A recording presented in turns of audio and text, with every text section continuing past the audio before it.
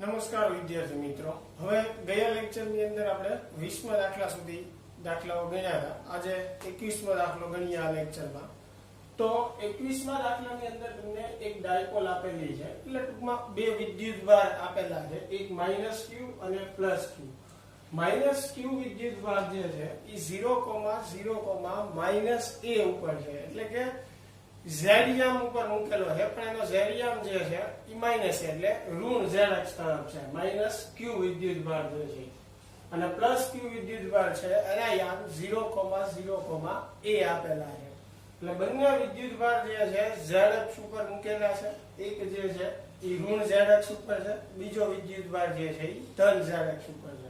અંતર એનું કેટલું છે? a જેટલું। તો આ ઉગમ બિંદુ તરીકે આપણે દર્શાવીએ। આ વિચારી લ્યો કે x અક્ષ છે, આ આપણું ઉગમ બિંદુ। તો ઉગમ બિંદુની ડાબી બાજુ એટલે ઋણ z અક્ષ થશે, એટલે આ -q જે છે એનું અંતર આપણે -a વડે દર્શાવ્યું। એવી રીતે +q નું અંતર જે છે +a પણ, બરાબર। તો પહેલો પ્રશ્ન આમાં તમને એવો પૂછ્યો છે કે ઉગમ બિંદુથી આપણે z અંતરે વિદ્યુત ક્ષેત્ર કેટલું થશે। તો પહેલી વાત તો મિત્રો તમને રકમમાં પૂછ્યું છે વિદ્યુત ક્ષેત્ર, પણ પાછળ ટેક્સ્ટ બુકમાં તમે આન્સર જોશો તો આન્સર તમને સ્થિતિમાનનો આપેલો છે, એટલે આમાં પ્રિન્ટ મિસ્ટેક હોવી જોઈએ। એટલે તમને પૂછેલું છે સ્થિતિમાન, એટલે આપણે મેળવશું સ્થિતિમાન જ થાય, એટલે એક થોડોક મેં સુધારો કર્યો છે, બરાબર। ટેક્સ્ટ બુકમાં જે રીતે આન્સર છે એ આન્સર લાવવા માટે, એટલે વિદ્યુત ક્ષેત્રની બદલે આપણે વિદ્યુત સ્થિતિમાન મેળવવાનું। જો વિદ્યુત ક્ષેત્ર મેળવવાનું કીધું હોય તોય ફેર પડતો નથી, કેમ કે આ જે છે આપણી ડાયપોલ છે, આપણે જે બિંદુ એ વિદ્યુત ક્ષેત્ર મેળવવાનું છે ડાયપોલની અક્ષ પરનું બિંદુ છે। તો ડાયપોલની અક્ષ પર વિદ્યુત ક્ષેત્ર મેળવવાનું આપણે પહેલા ચેપ્ટરમાં શીખી ગયા છીએ, બરાબર। થિયરી અક્ષ ઉપર છે અને વિષુવવૃત્ત ઉપર છે, બરાબર। એટલે આમાં તમને બે જગ્યાએ 0,0, z અને x, y, 0 આ બે બિંદુએ વિદ્યુત ક્ષેત્ર મેળવવાનું જો પૂછે, ધારો કે એક્ઝામમાં કે ટેસ્ટમાં વિદ્યુત ક્ષેત્ર જ પૂછ્યું, તો વિદ્યુત ક્ષેત્ર મેળવી શકાય। અને એની માટે પહેલા ચેપ્ટરમાં આપણે જે થિયરી ભણી ગયા, ડાયપોલની અક્ષ અને વિદ્યુત ક્ષેત્ર વિષુવવૃત્ત પર વિદ્યુત ક્ષેત્ર મેળવવાની જે થિયરી, એ જ થિયરીથી આપણે સૂત્ર મેળવવાનું રહે, સેમ ઈ જ પેટર્ન, કોઈ ફેરફાર નહીં। એટલે બે બિંદુ આપ્યા છે 0,0, z, એટલે ઈ z અક્ષ ઉપર થયું, એટલે આમ ગણો તો એ બિંદુ ડાયપોલની અક્ષ ઉપર થયું। બીજું બિંદુ તમને જે આપેલું છે x, y, 0, એટલે ઈ જુઓ એને લંબ થયું z અક્ષને, એટલે ઈ ડાયપોલના વિષુવવૃત્ત પરનું બિંદુ કહેવાય, બરાબર। એટલે ત્યાં આપણે વિદ્યુત ક્ષેત્ર મેળવી શકીએ છીએ, અક્ષ ઉપર મેળવી શકીએ છીએ, એટલે એની ચર્ચા આપણે કરતા નથી। પણ સ્થિતિમાન મેળવવાનું કીધું હોય તો કઈ રીતે કરવાનું એની વાત કરીએ। હવે આ જ ચેપ્ટરની અંદર આપણે આગળ ભણી ગયા છીએ કે ડાયપોલની અક્ષ પર સ્થિતિમાન કેટલું થાય અને વિષુવવૃત્ત પર કેટલું થાય, ભણી જ ગયા છીએ, નવું નથી। છતાં એકવાર આ જ ચેપ્ટરનો પ્રશ્ન છે એટલે રિવાઇઝ થઈ જાય, એટલે આપણે અક્ષ ઉપર ફરી સ્થિતિમાન જે છે એ મેળવીએ, બરાબર। સૌથી પહેલું બિંદુ આપણને જે કીધું છે 0,0, z, ત્યાં આપણે સ્થિતિમાન મેળવીએ, બરાબર। આ આપણી ડાયપોલ છે, z ઉપર કીધું છે, એટલે ટૂંકમાં ડાયપોલની અક્ષ ઉપરનું બિંદુ થયું। તમે બંને બાજુ ધારી શકો છો, આ તરફે ધારી શકાય છે, આ તરફે ધારી શકાય છે, બરાબર। પણ અહીંયા ધન z આપ્યું છે એટલે આપણે ધન બાજુ ધાર્યું છે, બરાબર। 0,0, z આપેલું છે એટલે। તો હવે આ બિંદુએ આપણે શું કરવાનું છે? સ્થિતિમાન જે છે એ મેળવવાનું છે। તો આ બિંદુએ સ્થિતિમાન મેળવવા માટે એની આજુબાજુ જે વિદ્યુતભાર છે એ બધાના સ્થિતિમાનનો આપણે શું કરવો પડે? સરવાળો। એટલે કે આ ધન વિદ્યુતભારના લીધે મારે અહીંયા સ્થિતિમાન મેળવવું પડે, વત્તા આ ઋણ વિદ્યુતભારના લીધે અહીંયા સ્થિતિમાન મેળવવું પડે, એટલે બેના સ્થિતિમાનનો સરવાળો કરવાનો। તો કુલ સ્થિતિમાન મેળવવા માટે આ z બિંદુએ આપણે ધન વિદ્યુતભારનું સ્થિતિમાન વત્તા ઋણ વિદ્યુતભારનું સ્થિતિમાન। તો હવે પહેલા ધન વિદ્યુતભારનું સ્થિતિમાન આ +q ના લીધે આ બિંદુ પાસે સ્થિતિમાન, તો સ્થિતિમાનનું સૂત્ર થાય kq / r, એટલે વિદ્યુતભાર અને આ બિંદુ વચ્ચેનું અંતર। તો સ્વાભાવિક વાત છે, જો આ અંતર z છે, એટલું અંતર કેટલું છે? a। તો બાકીનું અંતર મારે જોતું હોય તો z માંથી a શું કરવું પડે? બાદ કરવું પડે, એટલે નીચે આવશે z - a. ક્લિયર? હવે પ્લસ ઋણ ના લીધે તો હવે આ વિદ્યુતભાર ઋણ છે એટલે અહીંયા સંજ્ઞા ઋણ આવશે એટલે પ્લસ ઓર માઈનસ આગળ શું થઈ જશે માઈનસ એટલે આ માઈનસ kq છેદમાં આ. હવે r એટલે માઈનસ q અને આ બિંદુ વચ્ચેનું અંતર તો આટલું અંતર a છે ત્યાંથી આ અંતર કેટલું છે z એટલે ટોટલ અંતર કેટલું થશે z + a. બરાબર? તો હવે સાદુરૂપ આપીએ આ બંનેમાંથી kq જે છે એ આપણે કોમન કાઢીએ એટલે અંદર 1/z - a minus 1/z + a વધશે. લસા લઈએ એટલે z + a આ બાજુ ગુણાશે અને z - a આ બાજુ ગુણાશે. ક્લિયર? પણ આ માઈનસ નિશાની છે એટલે સાદુરૂપ આપવામાં ખાસ ધ્યાન રાખજો. આ માઈનસ z થશે અને આ માઈનસ માઈનસ પ્લસ a થશે. તો હવે નીચે z - a અને z + a બરાબર એને z² - a² એમ લખી શકાય. kq તો બહાર કોમન જ છે એઝ ઇટ ઇઝ. હવે પ્લસ z અને માઈનસ z જે છે કેન્સલ થશે. પ્લસ a શું થશે 2a થઈ જશે. તો અહીંયા હવે v બરાબર આપણે kq ઉપર 2a નીચે z² - a². તો ફાઇનલી અહીંયા જો q * 2a એટલે કે 2aq ડાયપોલ મોમેન્ટ નું સૂત્ર થયું ને p નું એટલે એની જગ્યાએ આપણે p મૂકી દઈએ તો v બરાબર થાય kp/z² - a². એટલે આ આપણો ફાઇનલ આન્સર થઈ ગયો. જો મિત્રો થિયરીમાં યાદ હોય ડાયપોલની અક્ષ પર સ્થિતિમાનની થિયરી જે આપણે ભણ્યા તો અક્ષ ઉપર બે કિસ્સા હતા θ = 0 અને θ = π. એટલે એમાં પ્લસ અને માઈનસ બંને જવાબ આવી શકે. એટલે પ્લસ ઓર માઈનસ એવી રીતે તમે લખી શકો કેમ કે અક્ષ માટે બંને જવાબ આવી શકે. અક્ષની ઉગમ બિંદુની આ તરફ હોય તો θ = 0 ડાયપોલની દિશામાં જ હોય બિંદુ તો θ = 0 થાય. વિરુદ્ધ દિશામાં હોય તો θ બરાબર શું થાય π થાય. એટલે એ પ્રમાણે આન્સર જે છે આપણો પ્લસ ઓર માઈનસ આવી શકે. બરાબર? હવે તેની જગ્યાએ આપણે 1/4πε0 લખી શકીએ એટલે આ રીતે તમે આન્સર લખી શકો છો. હવે ખાસ એ ધ્યાન રાખજો મિત્રો પાછળ તમને જે આન્સર આપ્યો છે એમાં ભૂલ છે સંજ્ઞામાં એને x લખ્યું છે. x નહીં આવે z આવશે કેમ કે આપણને z બિંદુએ સ્થિતિમાન કીધું છે એટલે અહીંયા શું આવશે z આવશે. એટલે ટેક્સ્ટ બુકમાં પાછળ આન્સર જે આપ્યો છે એમાં x લખેલો એટલે એમાં એક થોડોક સુધારો કરી નાખજો. એટલે આ જે છે એ પહેલા બિંદુની વાત થઈ કે 0,0,z બિંદુએ સ્થિતિમાન જે છે એટલું થશે. હવે એમાં બીજું આપણને પૂછ્યું છે કે x, y, 0 બિંદુએ સ્થિતિમાન. હવે જો x અને y જે છે એ z અક્ષ ને કેવા છે લંબ છે એટલે આપણે એમ કહી શકીએ કે આ બિંદુ જે છે એ ડાયપોલના વિષુવવૃત્ત પરના બિંદુઓ છે. લંબ છે એટલે તો ડાયપોલના વિષુવવૃત્ત માટે θ બરાબર શું થાય π/2 આગળ આપણે ભણી ચૂક્યા છીએ થિયરીમાં. તો એની માટે સ્થિતિમાન જે છે કેવું થાય શૂન્ય થાય. એનું સૂત્ર તમને યાદ હશે v = kp/r² cos θ. θ બરાબર π/2 મૂકો cos π/2 ની વેલ્યુ શું થાય શૂન્ય એટલે સ્થિતિમાન શું થશે શૂન્ય. એટલે કે xy બિંદુ જે છે એ ડાયપોલના લંબ દ્વિભાજક પરના બિંદુ છે અથવા ડાયપોલના વિષુવવૃત્ત પરના બિંદુ છે જ્યાં સ્થિતિમાન કેવું થશે શૂન્ય થશે. ક્લિયર? એટલે આ પહેલા પ્રશ્નનો જવાબ થયો a નો જે આપણે સ્થિતિમાન કીધું. હવે એમાં જ આગળ આપણને કીધું છે કે r/a વેરી ગ્રેટર ધેન 1 માટે સ્થિતિમાનનું સૂત્ર શાના પર આધાર છે અથવા r સાથેનો એનો આપણે સંબંધ મેળવવાનો છે કે ઈ r સાથે કેવા સંબંધમાં આવશે. બીજો પ્રશ્ન b આપણને એવો પૂછ્યો જો r/a very greater than a. આ a ને તમે આ બાજુ લઈ જાઓ એટલે r very greater than a છે. r એટલે અંતર છે. જેમ અહીંયા કેમ પહેલા કિસ્સામાં અંતર આપણને z કીધું છે એની બદલે r લઈએ તો શું થાય એટલે આપણે જસ્ટ સિમ્પલ z ની બદલે શું સમજવાનું છે r સમજવાનું છે.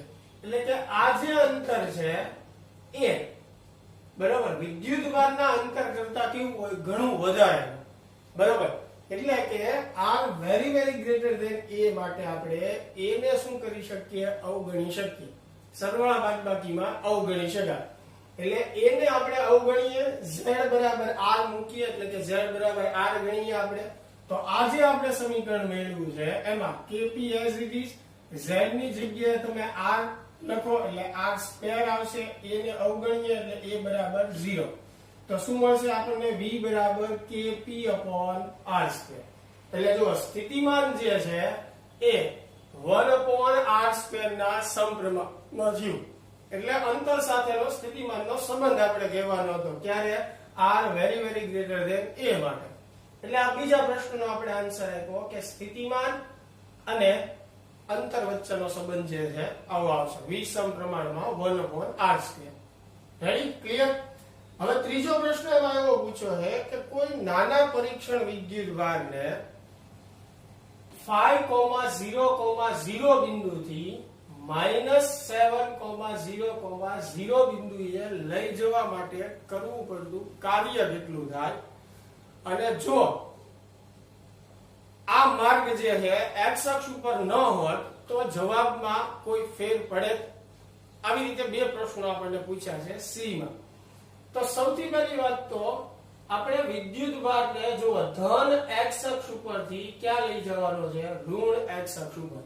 હવે કાર્ય મેળવવા માટેનું સૂત્ર છે W બરાબર વિદ્યુતભાર ગુણ્યા સ્થિતિમાનનો તફાવત. ભલે વિદ્યુતભાર નથી આપ્યો પણ એક વસ્તુ સમજો કે સ્થિતિમાનનો તફાવત એટલે v2 - v1. અંતિમ બિંદુના સ્થિતિમાનમાંથી પ્રારંભિક બિંદુનું સ્થિતિમાન બાદ કરવાનું. આ પ્રારંભિક બિંદુ છે, આ અંતિમ બિંદુ છે. હવે સમજો આ બંને બિંદુ જે છે કયા અક્ષ ઉપર આવેલા છે? x અક્ષ ઉપર. તો પહેલા તો આપણે આ બંને બિંદુનું સ્થિતિમાન મેળવવું પડે, બરાબર? પણ હવે x અક્ષ ઉપર સ્થિતિમાન કેટલું થશે? અત્યારે આપણે અહીંયા જ વાત કરી શરૂઆતમાં. જો x, y પર સ્થિતિમાન કેટલું છે? 0. કેમ કે x અને y અત્યારે ક્યાં છે? ડાયપોલના વિષુવવૃત્ત ઉપર છે અને વિષુવવૃત્ત પર સ્થિતિમાન કેવું થાય? 0 થાય. તો આ બંને બિંદુએ સ્થિતિમાન જે છે એ કેવું હશે? 0 હશે, બરાબર? તો સ્થિતિમાનનો તફાવત એ 0 થાય ને, એટલે ડેલ્ટા v. તો કાર્ય શું થશે? 0. એટલે કે આ નાના પરીક્ષણ વિદ્યુતભારને આ પ્રારંભિક બિંદુથી આ અંતિમ બિંદુ સુધી લઈ જવા માટે કરવું પડતું કાર્ય 0 થશે. હવે એમાં બીજો પ્રશ્ન એવો પૂછ્યો છે કે જો આ માર્ગ x અક્ષ ઉપર ન હોય, એટલે કે બિંદુ તો આ જ રાખવાના છે, અહીંયાથી અહીંયા સુધી જ જવાનું, પણ ધારો કે z અક્ષ ઉપર થઈને લઈ જઈએ અથવા y અક્ષ ઉપર લઈને થઈ જઈએ, એમ સીધું x અક્ષ ઉપર નહીં. એનો માર્ગ x અક્ષ ઉપર ન હોત એટલે એનો અર્થ એવો થયો કે x અક્ષ સિવાય કોઈ પણ માર્ગ હોય, તમે z અક્ષ ઉપર થઈને ફરીને લઈ જાઓ, y અક્ષ ઉપર થઈને લઈ જાઓ, તો કાર્યમાં કોઈ ફેર પડે? તો સીધી વાત છે મિત્રો, અગાઉ આપણે ભણી ગયા કે ક્ષેત્રમાં કરવું પડતું કાર્ય જે છે માર્ગ પર આધારિત નથી, ફક્ત એના પ્રારંભિક બિંદુ અને અંતિમ બિંદુ પર જ આધારિત છે. એટલે આપણે જવાનું તો આ પ્રારંભિક બિંદુથી અંતિમ બિંદુ સુધી જ છે. એટલે કોઈ પણ માર્ગે જઈએ, x અક્ષ ઉપર જઈએ, y અક્ષ ઉપર થઈને જઈએ કે z અક્ષ ઉપર થઈને જઈએ, કાર્ય ફક્ત આ બે બિંદુ પર જ આધારિત છે ને આ બંને બિંદુનું સ્થિતિમાન 0 થશે. એટલે કાર્ય શું થશે? 0 થશે. એટલે જો માર્ગ x અક્ષ સિવાય બીજો કોઈ પણ હોત તેમ છતાં પણ કાર્યમાં કોઈ ફેર પડે નહીં, કાર્ય કેવું રહેશે? 0 જ રહેશે. ક્લિયર? તો મિત્રો આ 21મા દાખલાની આપણે વાત કરી. તો 22મા દાખલાની અંદર તમને એક ચતુર્ધ્રુવીય આપેલી છે. ચતુર્ધ્રુવીય એટલે કે જેની અંદર 4 વિદ્યુતભાર હોય. જેમ કે ડાયપોલમાં આપણે 2 વિદ્યુતભાર લઈએ, એક ધન અને એક ઋણ. એવી રીતે આમાં ગણો તો 2 ડાયપોલ થાય એમ. એટલે વિદ્યુતભાર ટોટલ કેટલા થશે? 4. એટલે જો આકૃતિમાં મેં દર્શાવ્યું છે, અહીંયા 2 ઋણ વિદ્યુતભાર છે, અહીંયા 2 ધન વિદ્યુતભાર છે. આ કેન્દ્રથી આ વિદ્યુતભાર સુધીનું અંતર કેટલું છે? a છે. તો આ કેન્દ્રથી r અંતરે આવેલા કોઈ બિંદુ p પાસે આપણે સ્થિતિમાન મેળવવાનું છે. આ સ્થિતિમાનનું સૂત્ર આપણે r/a very very greater than 1 માટે, એટલે કે r very very greater than a માટે પણ મેળવવાનું છે. અને એ સૂત્ર ડાયપોલના સૂત્ર કરતા કઈ રીતે અલગ પડે છે એ આપણે સમજાવવાનું છે. તો જે રીતે આપણે ડાયપોલ માટે સ્થિતિમાન મેળવ્યું હતું એવી જ રીતે આમાં મેળવવાનું છે. કુલ 4 વિદ્યુતભાર છે આમાં, એટલે ચારેયના લીધે આપણે p બિંદુ પાસે શું કરવાનું? સ્થિતિમાન મેળવવાનું. અને કુલ સ્થિતિમાન મેળવવા માટે એનો સરવાળો કરવો પડે. હવે જુઓ, 4 વિદ્યુતભારની બદલે આપણે એક સ્ટેપ થોડુંક ઓછું કરવું હોય સાદુરૂપ માટે, તો આ -q જે વિદ્યુતભાર છે એને તમે -2q વિદ્યુતભાર પણ ગણી શકો. કેમ કે જુઓ, બે વિદ્યુતભાર I - q છે, I - q, એટલે એનું સ્થિતિમાન p બિંદુ પાસે સરવાળો કરશો, p બિંદુ પાસે સ્થિતિમાન સમાન જ આવશે, એટલે સરવાળો કરશો એટલે ડબલ જ થવાનું છે. તો એક સ્ટેપ વધારે કરવું એની કરતા બેટર એ છે કે આ બેને આપણે કમ્બાઈન થઈને એક વિદ્યુતભાર ગણશું. કેટલો? -2q. બરાબર. તો એક -2q વિદ્યુતભાર આપણે ગણશું, એક 1, બરાબર, જે q છે, અને 3, એટલે ત્રણેય વિદ્યુતભારને આપણે નામે આપી દઈએ. અને 1 વિદ્યુતભાર કહી દઈએ, અને 2, અને 3. બરાબર, એટલે 3 વિદ્યુતભાર થયા. તમે 4 વિદ્યુતભાર સમજીને ગણતરી કરો તોય આ જ આન્સર આવશે, કોઈ ફેર પડશે નહીં. આ તો એક બે સ્ટેપ સાદુ રૂપમાં ઓછા થાય એટલા માટે થઈને મેં આને -2q નામ આપી દીધું, એટલે 3 વિદ્યુતભાર ગણવાના રહેશે આપણે. તો સૌથી પહેલું આ વિદ્યુતભાર 1 ના લીધે આપણે p બિંદુ પાસે સ્થિતિમાન જે છે વ્યાખ્યાયિત કરીએ, જેને આપણે v1 કહીએ. અને સ્થિતિમાનનું સૂત્ર શું થશે? kq/r, r એટલે અંતર. તો આ વિદ્યુતભારથી p બિંદુ સુધીનું અંતર કેટલું થશે? r + a થશે, અને kq/r + a. એવી જ રીતે આ બીજો વિદ્યુતભાર -2q આપણે ગણશું, તો આના લીધે p બિંદુ પાસે સ્થિતિમાન, એટલે સ્થિતિમાનનું સૂત્ર જે છે, બરાબર, kq, એટલે q ની બદલે શું આવશે? -2q, અને એનું અંતર, તો આ કેન્દ્રથી p બિંદુ સુધીનું અંતર કેટલું છે? r. વ્યવસ્થિત ગોઠવીને લખીએ તો -2kq/r લખાશે, એટલે આ બીજા વિદ્યુતભારનું સ્થિતિમાન. એવી રીતે આ ત્રીજા વિદ્યુતભારનું સ્થિતિમાન, એટલે કે વિદ્યુતભાર 3 ના લીધે p બિંદુ પાસે સ્થિતિમાન, એને v3 કહીએ. એટલે સૂત્ર પ્રમાણે થશે kq છેદમાં, હવે બે વચ્ચેનું અંતર જે છે કેટલું થશે? r - a થશે. આ આખું અંતર r છે, એમાંથી આ a બાદ કરો એટલે બાકીનું અંતર મળે ને, એટલે r - a આવશે. એટલે v3 બરાબર શું થશે? kq/r - a. તો હવે ત્રણેય વિદ્યુતભારના લીધે p બિંદુએ આપણે સ્થિતિમાન વ્યાખ્યાયિત કર્યું. આપણે p બિંદુનું કુલ સ્થિતિમાન જોતું છે, તો ત્રણેયનો શું કરીએ? સરવાળો. એટલે p બિંદુનું કુલ સ્થિતિમાન v બરાબર v1 + v2 + v3. હવે ત્રણેય સ્થિતિમાનમાં જુઓ કે q જે છે, બરાબર, અહીંયા કે q, આ પદમાં કે q કોમન નીકળશે, એટલે કિંમત તો મૂકીએ જ છીએ, પણ સાથે સાથે આપણે kq જે છે એ કોમન કાઢી લઈએ. એટલે kq કોમન કાઢી લઈએ તો જુઓ, આ પહેલા ઓલામાંથી kq કોમન નીકળે, એટલે ઉપર 1 વધશે અને નીચે શું વધશે? r + a. બરાબર, એટલે જ્યારે આપણે અહીંયા કિંમત મૂકીએ છીએ v1 ની, એટલે અહીંયા kq/r + a આવે ને, પણ kq આપણે કોમન કાઢી લીધું. બરાબર.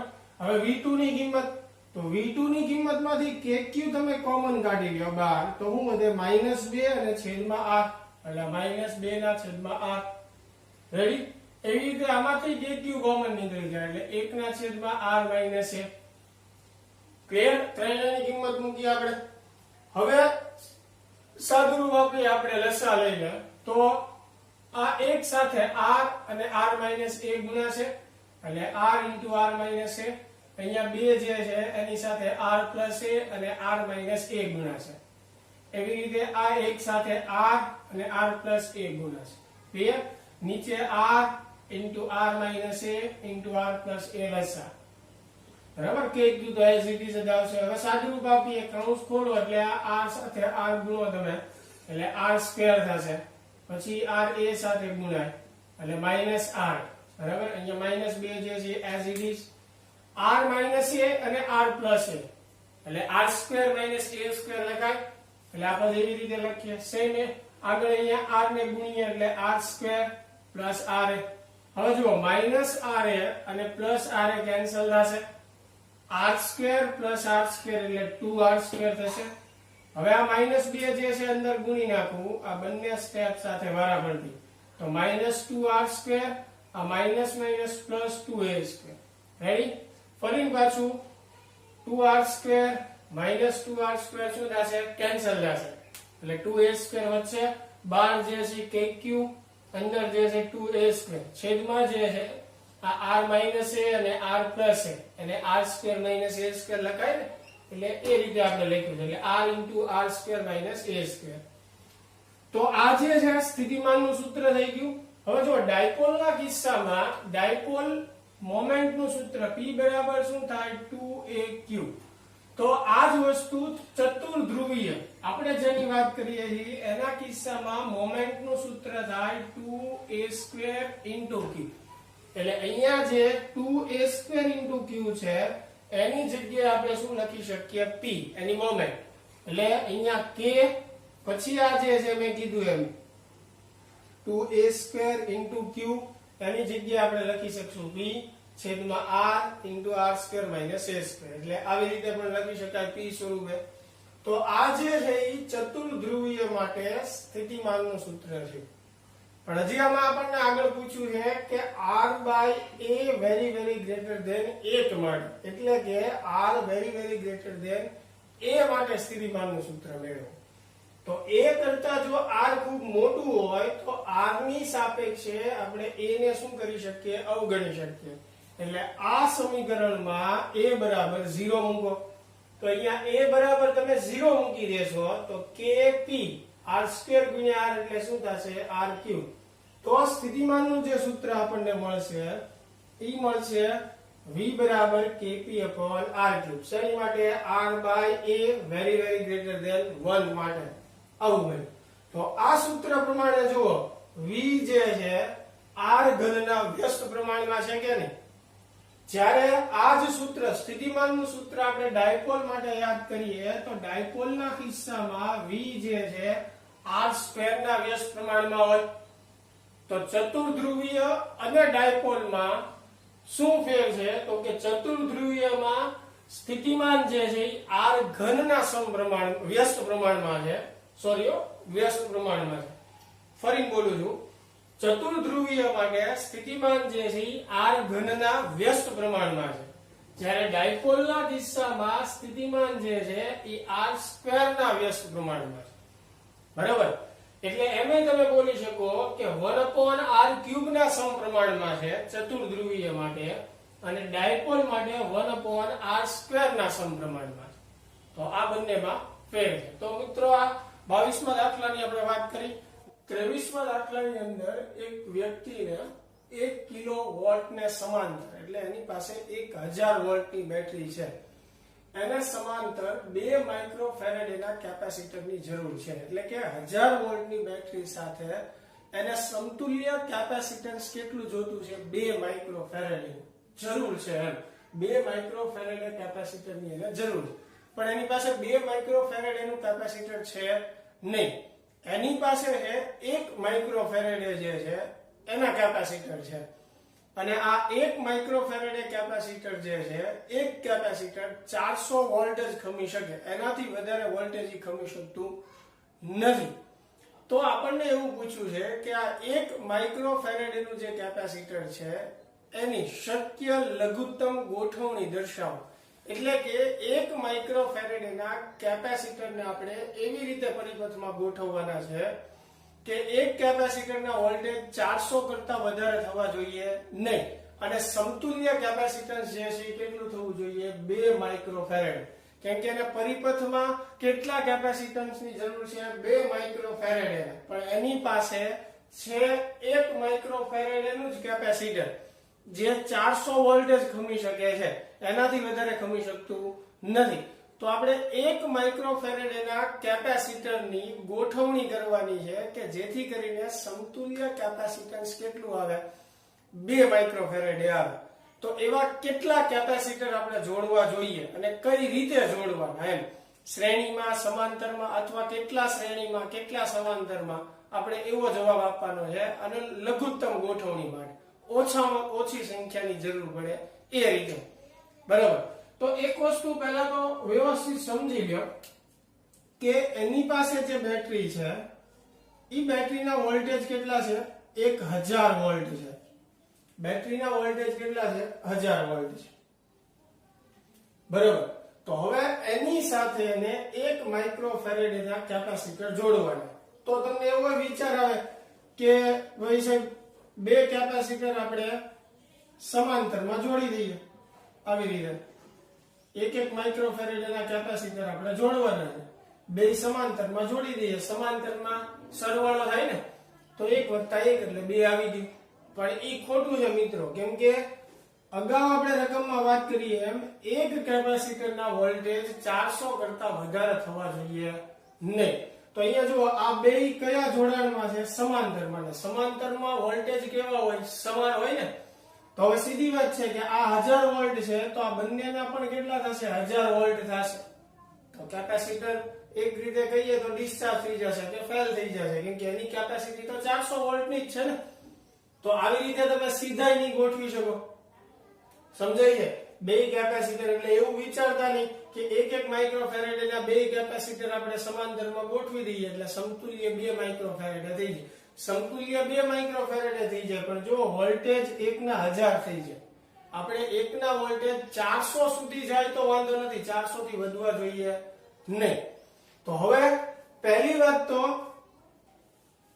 આવો પરિપથ બનાવવા માટે આપણે જોઈએ શ્રેણીમાં તો સીધું નહીં લઈએ કે દાખલા તરીકે તમે એવું વિચારો કે શ્રેણીમાં લઈએ 2 તો શ્રેણીમાં તો 1/C1 + 1/C2 એવી રીતે મળે ને સમતુલ્ય કેપેસિટન્સ ઘટે ધારો કે બે કેપેસિટર તમે શ્રેણીમાં લ્યો તો વોલ્ટેજના ભાગ પડે એટલે આમાં 500 વોલ્ટ થશે આમાં 500 વોલ્ટ થશે તો 400 કરતા તો વધારે જ આવશે બરોબર બીજી વાત આનું સમતુલ્ય 2 નહીં આવે આપણે બે વસ્તુ કરવાની છે બે વસ્તુ ધ્યાનમાં રાખવાની છે કે એક કેપેસિટરના વોલ્ટેજ 400 કરતા વધવાનો જોઈએ અને આપણે જે પરિપથ બનાવીએ જે કાંઈ ગોઠવણ વિચારીએ એનું સમતુલ્ય જે છે એ 2 માઇક્રોફેરેડ થવું જોઈએ તો હવે એની માટે જુઓ બે કેપેસિટર હું લઉં બરાબર બે કેપેસિટર આપણે લઈએ તો બે કેપેસિટર માટે 500 વોલ્ટ થાય શ્રેણીમાં વોલ્ટેજના ભાગ પડે હવે એવી જ રીતે આપણે એક કેપેસિટર હજી વધારે વિચારીએ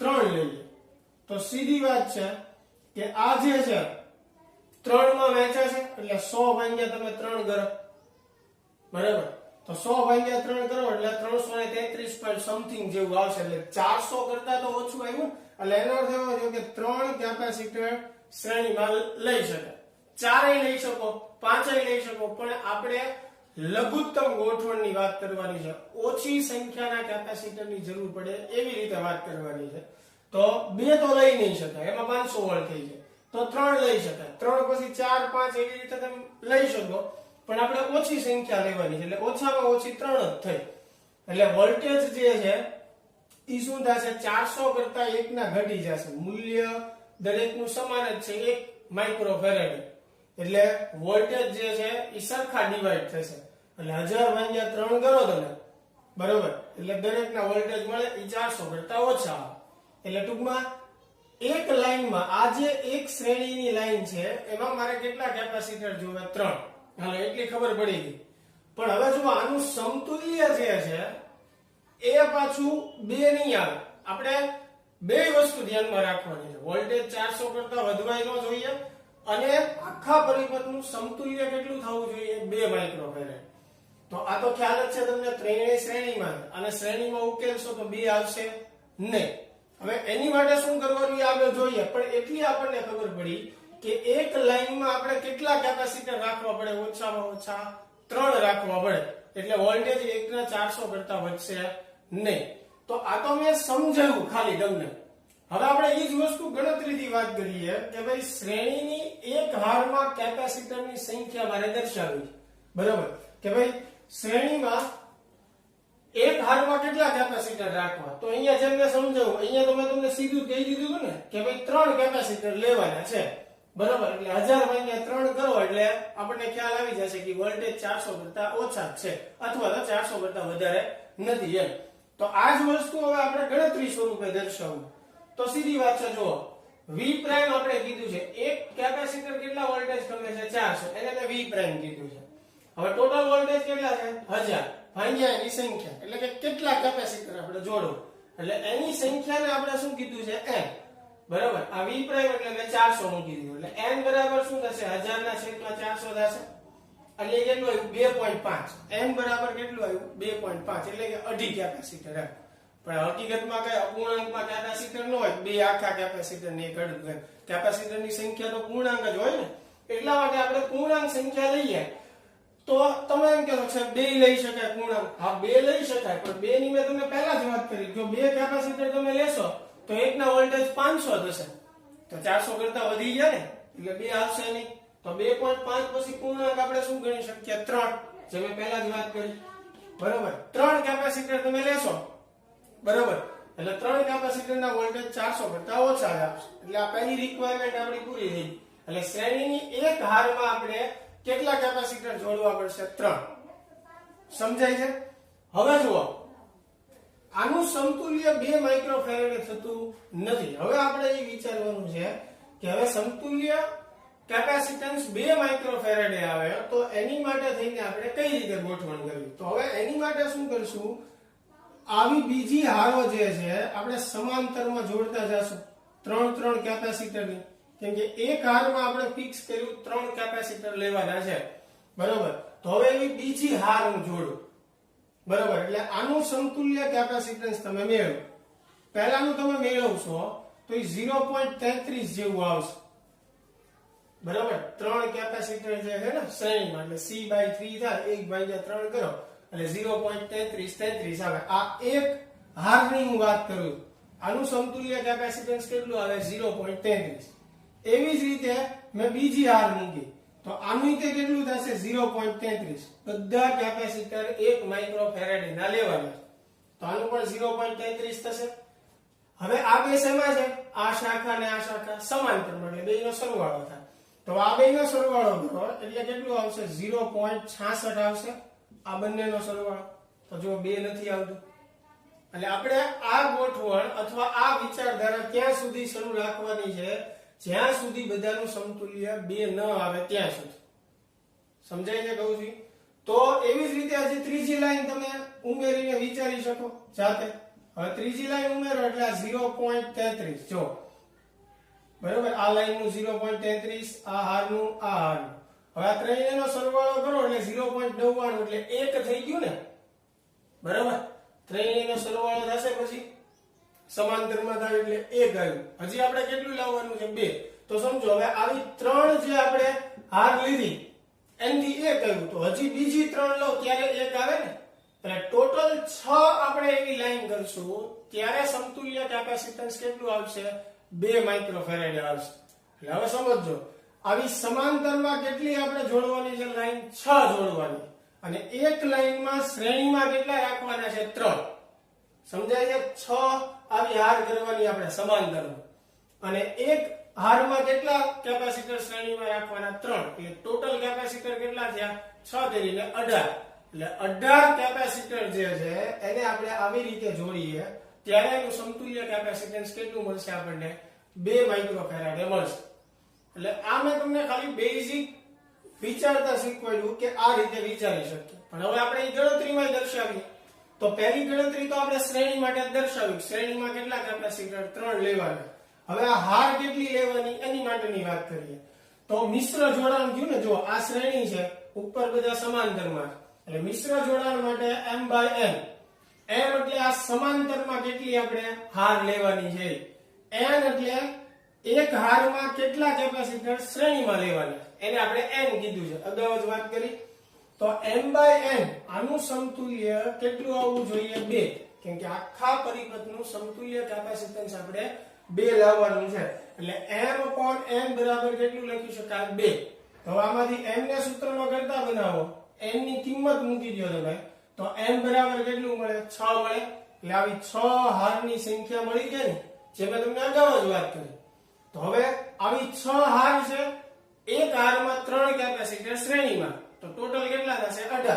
એટલે કુલ કેપેસિટરની સંખ્યા એટલે m ગુણ્યા n, એટલે 6 કરીને 18. તો હવે 18 કેપેસિટરને આ જે મેં જોડાણ કીધું એવી રીતે જો આપણે જોડીએ તો સમતુલ્ય કેપેસિટન્સ જે છે એ આપણને 2 માઇક્રોફેરેડે મળે. તો મિત્રો આ જે છે આપણે 23મા દાખલાની વાત કરી. વ્યવસ્થિત જોઈ લેજો. આમ ગણતરીમાં લખવું તો બહુ ઈઝી છે, 2-3 સ્ટેપ જ છે નાના નાના, પણ આ સમજવાનું છે કે કઈ રીતે પ્રશ્ન શું છે અને કઈ રીતે એને ઉકેલવાનો. ક્લિયર? હવે 24મા દાખલાની વાત વાત કરીએ એમસીક્યુ જેવો જ છે સિમ્પલ. તમને એક કેપેસિટર આપેલું છે 2 ફેરેડે નું, એમાં બે પ્લેટ વચ્ચેનું અંતર 0.5 સેન્ટીમીટર છે. તો પ્લેટોનું ક્ષેત્રફળ આપણે મેળવવાનું છે, બરાબર. તો હવે આપણી પાસે સૂત્ર છે C બરાબર epsilon 0 A upon D. A ને સૂત્રનો કરતા બનાવો એટલે C * D છેદમાં એપ્સિલોન 0. C, D અને એપ્સિલોન 0 ની તમે કિંમત મૂકો એટલે A બરાબર તમને એટલું મળશે 1.13 × 10⁹ અથવા એને 1130 કિલોમીટર સ્ક્વેર પણ લખી શકો. એટલે સિમ્પલ એમસીક્યુ જેવું છે. આ દાખલો તમને એવું સમજાવવા માટે આપેલો છે, જે આપણે થિયરીમાં વાત કરી હતી મેં તમને, કે વ્યવહારમાં કેપેસિટર માટે ફેરેડે ખૂબ મોટો એકમ છે. ત્યારે મેં તમને એક એક્ઝામ્પલ લઈને સમજાવ્યું હતું કે 1 ફેરેડેનું કેપેસિટર હોય તો એની પ્લેટનું ક્ષેત્રફળ ખૂબ મોટું આવે, જે પ્રેક્ટિકલી બનાવવું શક્ય નથી. તો એવું જ સમજાવવા માટે આ ઉદાહરણ આપ્યું છે. આમાં જો કેપેસિટન્સ 2 ફેરેડે આપ્યું છે અને એની માટે પ્લેટનું ક્ષેત્રફળ કેટલું મળે છે 1.13 × 10⁹ મીટર સ્ક્વેર. એટલે મિત્રો ઘણું મોટું છે. તો વ્યવહારમાં આવું કેપેસિટર કે આવી પ્લેટો એટલી બધી લાંબી કે મોટી પ્લેટ બનાવવી શક્ય છે નહીં. એટલા માટે વ્યવહારમાં ફેરેડે કેપેસિટર માટે ખૂબ મોટો એકમ છે. એની માટે વપરાતા એકમો જે છે એ માઇક્રો ફેરેડે છે કે પાઇકો ફેરેડે છે. ક્લિયર? તો આપણે 23માં અને 24ના દાખલાની વાત કરીએ આ લેક્ચરમાં. 25માં દાખલાની અંદર તમને પરિપથ આપેલો છે કેપેસિટરનો. 4 કેપેસિટર આપેલા છે, ચારેયના મૂલ્યો આકૃતિમાં દર્શાવેલા છે અને આપણે એને નામ આપી દઈએ C1, C2, C3, C4. બરાબર આપેલા છે આકૃતિમાં. ન આપેલા હોય તો આપણી રીતે કોઈ પણ 1 થી માંડીને એવી રીતે તમે નામકરણ કરી શકો. 300 વોલ્ટના સપ્લાય સાથે જોડેલું છે. તો પ્રશ્ન અમને એવો પૂછ્યો છે કે દરેક કેપેસિટરનો વિદ્યુતભાર અને દરેક કેપેસિટરનું વિદ્યુત સ્થિતિમાન એટલે કે વોલ્ટેજ મેળવો. તો દરેક કેપેસિટર માટે આપણે વિદ્યુતભાર અને વોલ્ટેજની ગણતરી કરવાની છે.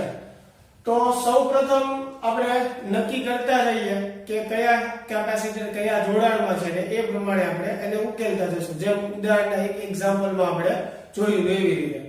તો બેટરીના ધન છેડેથી આપણે શરૂઆત કરશું. તો બેટરીના ધન છેડેથી તમે શરૂઆત કરો, અહીંયાથી વિદ્યુતભાર કે વિદ્યુત પ્રવાહ જે છે પસાર થાય એવું વિચારો. તો આ જંકશન પાસે, આ પોઈન્ટ પાસે તમે જુઓ વિદ્યુતભાર અથવા તો વિદ્યુત પ્રવાહ જે છે એના બે ભાગ પડશે એવી રીતે વિચારી છે.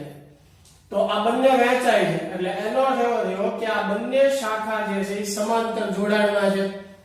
પરંતુ આ જે શાખા જે છે જો એમાં એક જ કેપેસિટર છે એટલે એને ઉકેલવાની કોઈ જરૂરિયાત છે નહીં. એટલે સૌપ્રથમ આપણે આ શાખામાં આગળ વધશું, બરાબર. તો હવે આ શાખામાં તમે આગળ વધો એટલે જો અહીંયાથી જે વિદ્યુતભાર પસાર થશે એ જ આમાંથી થશે. એટલે કે આ બંને કેપેસિટરમાંથી પસાર થતો વિદ્યુતભાર કેવો હશે? સમાન. તો આ બંને કેપેસિટર જે છે કયા જોડાણમાં થશે? શ્રેણી જોડાણમાં થાય. વિદ્યુતભાર સમાન હોય એટલે તો C2 અને C3 શ્રેણી જોડાણમાં થશે. એના સમતુલ્યને આપણે C5 નામ આપીએ. અગાઉ મેં કીધું કે C પ્રાઇમ કહીએ તો આગળ આવે તો C ડબલ પ્રાઇમ એવી રીતે કહી શકો અથવા નંબરિંગ પાડતા નામ કોઈ પણ રીતે આપી શકાય. તો C2 અને C3 ના સમતુલ્યને આપણે C5 કહીએ. શ્રેણી જોડાણમાં છે એટલે શ્રેણી જોડાણનું સૂત્ર વાપરીએ C2 × C3 છેદમાં C2 + C3 અથવા 1/1 વાળું સૂત્ર તમે વાપરી શકો છો. બંનેની કિંમત મૂકશું. C2 200 છે, C3 200 છે એટલે એનું સમતુલ્ય જે છે કેટલું આવશે? 100 આવશે. બરાબર. એ ગણતરી કરશો એટલે ખ્યાલ આવી જશે. આ વસ્તુ બંનેનું મૂલ્ય સમાન છે એટલે સીધું આપણે સૂત્રથી કરીએ તો C/2 થાય એટલે 100 જ આવશે. તો હવે જે છે આનું સમતુલ્ય આપણને આ બંનેનું સમતુલ્ય C5 કેટલું મળ્યું? 100. તો હવે આપણને એ વિચારતા આવડવું જોઈએ કે આપણો પરિપથ કઈ રીતે થશે. એટલે જો નવો પરિપથ એને દર્શાવ્યો છે. આ બંનેની જગ્યાએ હવે કયું કેપેસિટર આપણે દર્શાવવાનું છે? C5. બાકી C1 અને C4 જે હતા એ as it is. તો હવે ફરી પાછું તમે વિચારો બેટરીના ધન છેડેથી એટલે અહીંયાથી પાછું યાદ આવે કે ભાઈ વિદ્યુતભાર જે છે એના ભાગ પડશે. એટલે આ બંને કેપેસિટર જે છે કયા જોડાણમાં થશે? સમાંતર જોડાણમાં થશે. એટલે C1 અને C5 સમાંતર જોડાણમાં થશે. તો એનું સમતુલ્ય મેળવવા માટે આપણે સમાંતર જોડાણનું સૂત્ર વાપરવું પડે. સમાંતર જોડાણમાં કેપેસિટન્સનો સીધો સરવાળો થાય અને આ બંનેના સમતુલ્યને આપણે શું કહીએ? C6 કહીએ, બરાબર.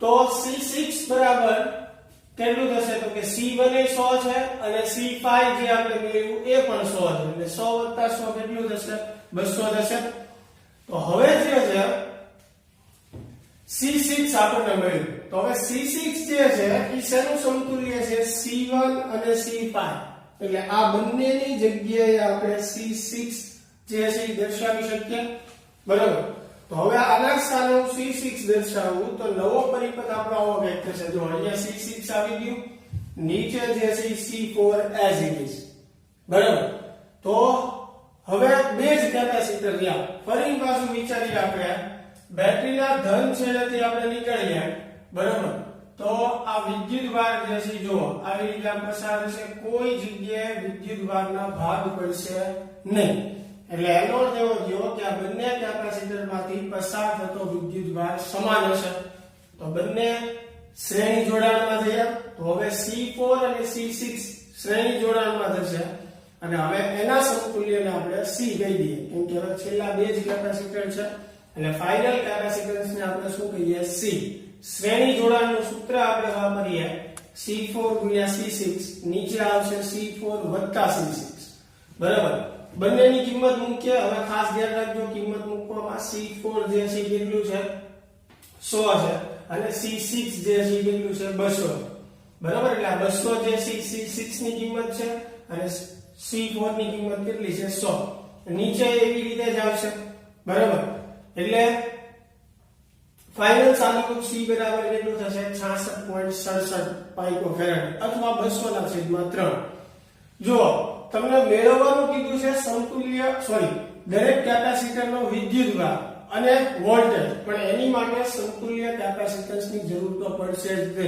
એની સિવાય થશે નહીં એટલે આ રીત કરવી તો ફરજિયાત છે આ મેળવવું ફરજિયાત છે એટલે હવે સમતુલ્ય કેપેસિટન્સ મેળવ્યા પછી આપણને પરિપથનો કુલ વિદ્યુતભાર મળશે એટલે કે જે આ બેટરી છે એ બેટરીનો કુલ વિદ્યુતભાર Q મળશે આપણને અને એ મેળવવા માટે આપણે Q = C * V સૂત્ર વાપરશું બરાબર તો Q = C * V આપણે સૂત્ર વાપરીએ C ની કિંમત આપણે મેળવેલી છે એ પાઇકોમાં છે પાઇકો એટલે 10⁻12 V જે છે કેટલું આપેલું છે 300 વોલ્ટ એટલે એ મૂકીએ તો ફાઇનલ Q બરાબર મળશે આપણને 2 × 10⁻8 કુલમ હવે મિત્રો ખાસ ધ્યાન રાખજો ટેક્સ્ટબુકમાં જવાબ જે છે 2.55 આપેલો છે એટલે ભૂલ છે છતાં તમે ગણતરી કરીને બે વાર વેરીફાઈ કરી લેજો બરાબર આન્સર આ જ આવશે 2 × 10⁻8 એટલે એમાં થોડી પ્રિન્ટ મિસ્ટેક હોય એવું લાગે છે મને બાકી આન્સર આપણે મેળવ્યો એ રાઈટ જ છે એટલે Q બરાબર થશે 2 × 10⁻8 કુલ વિદ્યુતભાર મેળવ્યો હવે આપણે દરેક કેપેસિટરનો વિદ્યુતભાર મેળવવાનો છે તો એની માટે મિત્રો યાદ હોય તો એક્ઝામ્પલમાં મેં શીખવાડ્યું તમને કે કુલ વિદ્યુતભાર મેળવવા માટે હંમેશા છેલ્લેથી શરૂઆત કરવાની છેલ્લો જે પરિપથ હોય ત્યાંથી શરૂઆત કરવાની આપણે સમતુલ્ય કેપેસિટન્સ મેળવવા માટે પરિપથ વિચારતા રહ્યા હોય ને તો એમાં છેલ્લો જે પરિપથ હોય ત્યાંથી શરૂઆત કરવાની તો હવે તમે આ પરિપથથી વિચાર કરો તો કુલ વિદ્યુતભાર કેટલો છે Q તો એનો અર્થ એવો થયો કે આ પરિપથની અંદર કુલ Q જેટલો વિદ્યુતભાર દાખલ થાય છે તો આ Q વિદ્યુતભાર જે છે જો C6 માંથી જશે અને એટલો જ C4 માંથી જશે કારણ કે આ બે સમાન છે શ્રેણી તો બંનેમાંથી પસાર થતો વિદ્યુતભાર Q જેટલો થયો કે નહીં બરાબર તો હવે આપણે એમ કહી શકીએ કે C4 અને C6 શ્રેણીમાં છે એટલે બંનેમાંથી પસાર થતો વિદ્યુતભાર સમાન હશે અને કેટલો હશે Q જેટલો એટલે Q6 અને Q4 એ કોના જેટલું થશે Q જેટલું થશે એટલે એનો આન્સર આવશે 2 × 10⁻8 કુલમ બરાબર તો આ જે છે એ આપણને C6 નો વિદ્યુતભાર મળ્યો અને C4 નો વિદ્યુતભાર મળ્યો પણ જુઓ C4 નો વિદ્યુતભાર જે છે C4 તો આપણને પરિપથમાં આપેલું જ હતું પણ C6 આપેલું નથી એટલે હવે આપણે એની તરફ આગળ વધવાનું કે ભાઈ C6 ક્યાંથી આવ્યું તો કે C6 જે છે એ C1 અને C5 નું સમતુલ્ય છે એટલે અહીંયાથી હવે એક સ્ટેપ પાછું જવાનું કે ભાઈ C6 જે છે એ C1 અને C5 નું સમતુલ્ય કેપેસિટન્સ છે તો C1 અને C5 જે છે, જો C1 અને C5 કયા જોડાણમાં છે? સમાંતર જોડાણમાં છે. એટલે હવે આપણે એવું વિચારવાનું છે, જો આ બંને જે છે એનું થઈને શું બને છે? C6, બરાબર. અને આ C6 માં વિદ્યુતભાર કેટલો જશે? Q6. તો આ Q6 વિદ્યુતભાર જે છે આ બંને સમાંતર જોડાણમાં છે ને, તો બંનેમાં ભાગ પડી જાય કે નહીં? જો વિચારી શકાય એમ. એટલે આ બંને સમાંતર જોડાણમાં છે અને સમાંતર જોડાણમાં વિદ્યુતભારના શું થાય? ભાગ પડે. પણ C1 અને C5 કયા જોડાણમાં છે? સમાંતરમાં. અને બંનેનું મૂલ્ય કેવું છે? સમાન. તો મૂલ્ય સમાન છે એના કેપેસિટન્સનું, એટલે વિદ્યુતભારના ભાગ સમાન પડે. એટલે બંનેમાં એક સરખો વિદ્યુતભાર વહેંચાશે. તો C1 નો વિદ્યુતભાર એટલે Q1, C5 નો વિદ્યુતભાર એટલે Q5. એ બંનેમાં સમાન વિદ્યુતભાર એટલે કે અડધો અડધો વિદ્યુતભાર વહેંચાશે. કોના કરતા અડધો? તો કે Q6 કરતા અડધો. કેમ કે બંનેમાં ટોટલ કેટલો દાખલ થાય છે? Q6. અને બંનેમાં Q6 વહેંચાઈ જશે અડધો અડધો, એટલે Q6/2 આવશે. એટલે એનો આન્સર શું આવશે? 1 × 10⁻8 કુલમ. એટલે C1 નો વિદ્યુતભાર અને C5 નો વિદ્યુતભાર 1 × 10⁻8 કુલમ થશે. ક્લિયર? તો C4 નો વિદ્યુતભાર મળ્યો આપણને, એવી જ રીતે અહીંયા C1 નો મળ્યો. પણ હવે જુઓ C5 નો વિદ્યુતભાર, C5 આપણને કોઈ જગ્યાએ પરિપથમાં આપેલું નહોતું, બરાબર. તો હવે એની તરફ આગળ વધવાનું કે C5 જે છે એ શાનું સમતુલ્ય છે? તો કે C5 જે છે એ C2 અને C3 નું સમતુલ્ય છે, બરાબર. C5 શેમાંથી બન્યું છે? તો કે C2 અને C3 માંથી. એટલે હવે આપણે અહીંયા વિચારવાનું કે ભાઈ આ C2 અને C3 જે છે એમાંથી C5 બને. અને C5 માં કેટલો વિદ્યુતભાર જાય છે? તો કે Q5 જેટલો, બરાબર. તો હવે આ બંને કયા જોડાણમાં છે? C2 અને C3 શ્રેણીમાં. તો વિચાર કરો કે Q5 વિદ્યુતભાર એની અંદર દાખલ થાય તો આ બંનેમાં પસાર થતો વિદ્યુતભાર સમાન જ રહે. જો કેમ કે શ્રેણીમાં છે તો શ્રેણીમાં વિદ્યુતભાર કેવો હોય? સમાન. અને કોના જેટલો હશે? તો કે Q5 જેટલો. એટલે C2 નો વિદ્યુતભાર Q2, C3 નો વિદ્યુતભાર Q3 ઈ કોના જેટલો હશે? તો કે Q5 જેટલો. અને Q5 કેટલું છે? 1 × 10⁻8 કુલમ. તો મિત્રો આમ આપણને Q1, Q2, Q3 અને Q4 એટલે કે C1, C2, C3 અને C4 ચારેયના વિદ્યુતભાર જે છે મળી ગયું. હજી આમાં એક વસ્તુ આપણે બાકી છે, બરાબર. આ ખાલી આપણે શું મેળવ્યું? વિદ્યુતભાર મેળવ્યો. હજી વોલ્ટેજ બાકી છે ને, એટલે કે વિદ્યુત સ્થિતિમાં. તો હવે એની માટે જો આપણે દરેક કેપેસિટરના વોલ્ટેજ મેળવવાના, તો હવે એની ગણતરી જે છે એ થોડી સિમ્પલ થઈ જશે. V બરાબર સૂત્ર શું થશે? ધારો કે આપણે પહેલા કેપેસિટરના વોલ્ટેજ મેળવવા, તો V બરાબર શું થશે? Q/C. એટલે Q/C એટલે પહેલાનો વિદ્યુતભાર અને પહેલાનું કેપેસિટર. તો આની કિંમત તમે મૂકી દેશો. જો Q1 જે છે, Q1 કેટલું છે? 1 × 10⁻8, બરાબર. C1 જે છે કેટલું છે? 100 પાઇકોફેરાડ એટલે 100 × 10⁻12. તો આનું સાદુરૂપ આપીએ એટલે 1/100, બરાબર. એટલે 0.01 થશે.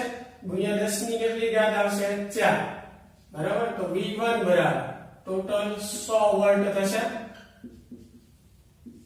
પહેલા કેપેસિટરના વોલ્ટેજ મળી ગયા. એવી જ રીતે બીજાના જોતા હોય તો V2 બરાબર Q2/C2, ત્રીજાના જોતા હોય તો Q3/C3 અને ચોથા કેપેસિટરના એટલે Q4/C4. તો હવે આવી જ રીતે સાદુરૂપ આપી અને દરેક કેપેસિટરના વોલ્ટેજ તમે મેળવી લો. જો કોઈ આન્સર ન આવતો હોય અથવા ડાઉટ હોય તો તમે કોમેન્ટ બોક્સમાં જણાવી શકો. તો મિત્રો આપણે 25મા દાખલાની આજે વાત કરી. તો 2.26મા દાખલાની અંદર તમને એક કેપેસિટર જે છે સમાંતર પ્લેટ કેપેસિટર, એની પ્લેટનું ક્ષેત્રફળ આપેલું છે 90 સેન્ટીમીટર સ્ક્વેર. અને આપણે મીટરમાં ફેરવશું એટલે 90 × 10⁻4 મીટર સ્ક્વેર થશે. એવી જ રીતે બંને પ્લેટ વચ્ચેનું અંતર આપેલું છે 2.5 mm. એટલે એને મીટરમાં ફેરવીએ એટલે 2.5 × 10⁻³ મીટર. અને આ કેપેસિટરને 400 વોલ્ટ સપ્લાય સાથે જોડેલું છે. તો સૌપ્રથમ આપણને મેળવવાનું કીધું છે કે આ કેપેસિટરમાં સંગ્રહિત ઊર્જા મેળવો. પછી બીજો પ્રશ્ન એમાં એવો આપણને પૂછ્યો છે કે જો આ ઊર્જા વિદ્યુત ક્ષેત્રમાં સંગ્રહ પામેલી આપણે વિચારીએ તો એની એકમ કદ દીઠ ઊર્જા મેળવો. બરાબર, એટલે એકમ કદ દીઠ ઊર્જા એટલે ρ E અથવા ρ આપણે એને કહી શકીએ, જેની વાત આપણે થિયરીમાં કરી ચૂક્યા છીએ. અને સાથે સાથે એવું પૂછ્યું છે કે એકમ કદ દીઠ ઊર્જા અને સ્થિતિ ઊર્જા વચ્ચેનો સંબંધ મેળવો, જેનું સાદુરૂપ આપણે થિયરીમાં આપી દીધેલું છે, છતાં એકવાર યાદ આવી જાય એટલે આપણે દાખલામાં જોઈશું. તો આ આપણા પ્રશ્નો છે. હવે સૌપ્રથમ પહેલો પ્રશ્ન આપણે ટૂંકમાં જે જવાબ મેળવવાનો છે એ શું છે? ઊર્જા. હવે ઊર્જાનું સૂત્ર કેપેસિટર માટે શું છે? 1/2CV². તો V આપણને આપેલું છે, જો C ઘટે છે ને, C નથી આપેલું. તો સૌપ્રથમ તો આપણે શું મેળવશું? C capacitance. તો કેપેસિટન્સનું સૂત્ર છે C =ε0A/d. બરાબર, ε0 ની કિંમત મૂકીએ આપણે, A ની કિંમત મૂકીએ અને D ની કિંમત મૂકીએ. બરાબર, બધું આપેલું છે આપણને. તો સાદુરૂપ આપશો એટલે ફાઇનલી C બરાબર મળશે 31.86 પાઇકોફેરેડ. પાઇકો એટલે 10⁻12. એટલે C આપણને મળી ગયું કેપેસિટન્સ. હવે C મળ્યા પછી ઊર્જા મળી જશે. ઊર્જાનું સૂત્ર 1/2CV². તો U બરાબર 1/2CV² વાળું સૂત્ર વાપરીએ. બરાબર, C ની કિંમત મૂકીએ, V જે છે 400 આપેલું છે એટલે એ મૂકી દઈએ. તો કિંમત મૂક્યા પછી આપણે સાદુરૂપ આપશું એટલે ફાઇનલી આપણને ઊર્જાનો જવાબ જે છે એ 2.55 × 10⁻6 જૂલ મળશે. તો મિત્રો આ પહેલો જવાબ આપણને મળ્યો કેપેસિટરમાં સંગ્રહિત ઊર્જા. હવે એની પછી આપણને કીધું છે એકમ કદ દીઠ ઊર્જા મેળવવાની. તો એકમ કદ દીઠ ઊર્જાનું સૂત્ર ρ E આપણે આગળ વાત કરી છે. એકમ કદ દીઠ ઊર્જા એટલે કુલ ઊર્જાને કદ વડે ભાગવાનું, અને કદ એટલે ક્ષેત્રફળ ગુણ્યા લંબાઈ. અહીંયા આવશે ક્ષેત્રફળ ગુણ્યા બંને પ્લેટ વચ્ચેનું અંતર, એટલે ρ E બરાબર U/AD. તો U આપણે મેળવેલું છે, A આપેલું છે અને D આપેલું છે, એટલે બધી કિંમત આપણે મૂકીએ તો ફાઇનલી આપણને ઊર્જા ઘનતા જે છે એ 0.113 જૂલ પ્રતિ મીટર ક્યુબ મળશે.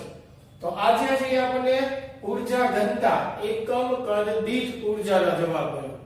હવે એમાં એવું કીધું છે કે બંને વચ્ચેનો સંબંધ મેળવો, એટલે કે ઊર્જા ઘનતા અને ઊર્જા વચ્ચેનો સંબંધ કઈ રીતે મેળવી શકાય એ પણ કહેવાનું. તો એ થિયરીમાં આપણે ભણી ગયા છીએ, છતાં આપણે એકવાર યાદ કરી લઈએ કે ઊર્જા ઘનતા એટલે કુલ ઊર્જાને કદ વડે ભાગવાનું, એટલે U/AD. તો હવે U ની જગ્યાએ શું લખી શકીએ આપણે? 1/2CV². બરાબર, એટલે 1/2CV² મૂકી U ની જગ્યાએ. તો હવે આગળ સાદુરૂપ આપીએ 1/2 જે છે એમનામ. C ની જગ્યાએ સૂત્ર આપણે મૂકીએ ε0A/d. એટલે C ની જગ્યાએ ε0A/d મૂક્યું મેં. બરાબર, પછી છેદમાં AD જે છે as it is એમનો રાખીએ. પછી V જે છે એની જગ્યાએ લખી શકાય E/d.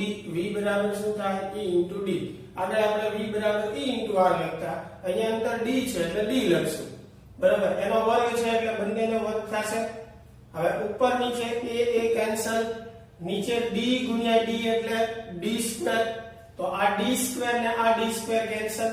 તો ફાઇનલી શું વધ્યું? એક આ 1/2 વધશે, ε0 વધશે અને e² વધશે. તો ઊર્જા ઘનતાનું એક બીજું આ સૂત્ર થાય 1/2ε0E².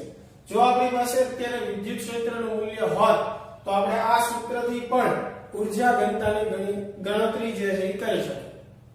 ક્લિયર મિત્રો? તો આ 26મા દાખલાની વાત થઈ. હવે 27મો દાખલો જોઈએ. તો મેં 4 માઇક્રોફેરેડ એનું એક કેપેસિટર આપેલું છે, જેને 400 વોલ્ટ સપ્લાય સાથે જોડેલું છે. ટેક્સ્ટબુકમાં તમે રકમ જોશો મિત્રો તો 400 વોલ્ટ લખેલું છે, એટલે ગણતરી આપણે 400 વોલ્ટ થી પણ કરી શકીએ. બરાબર, એક્ઝામમાં કે ટેસ્ટમાં આપણને રકમમાં જે આપ્યું હોય એ જ લેવાનું છે. પણ અહીંયા ટેક્સ્ટબુકમાં તમને જે આન્સર આપેલો છે એ 200 વોલ્ટની ગણતરી માટે આપેલો છે. એટલે મે બી કદાચ ટેક્સ્ટ બુકમાં પ્રિન્ટ મિસ્ટેક હોઈ શકે, એટલે 200 આપવું જોઈતું હતું અને એની બદલે 400 લખાઈ ગયેલું હોઈ શકે. કેમ કે ટેક્સ્ટ બુકની પાછળ આપેલો આન્સર જે છે 200 વોલ્ટની ગણતરી માટે છે. એટલે મિત્રો એ ખાસ ધ્યાન રાખજો કે પરીક્ષામાં કે ટેસ્ટમાં આપણે હાથે સુધારવાનું નથી. એમાં તો આપણને જે રકમ આપી છે એ જ પ્રમાણે ગણવાનું છે. પણ અત્યારે તમને ટેક્સ્ટ બુકમાં જવાબ આ દાખલાની રકમ પ્રમાણે જે પાછળ આપ્યો છે એ જવાબ લાવવા માટે આપણે 400 ની બદલે 200 લઈને ગણતરી કરશું.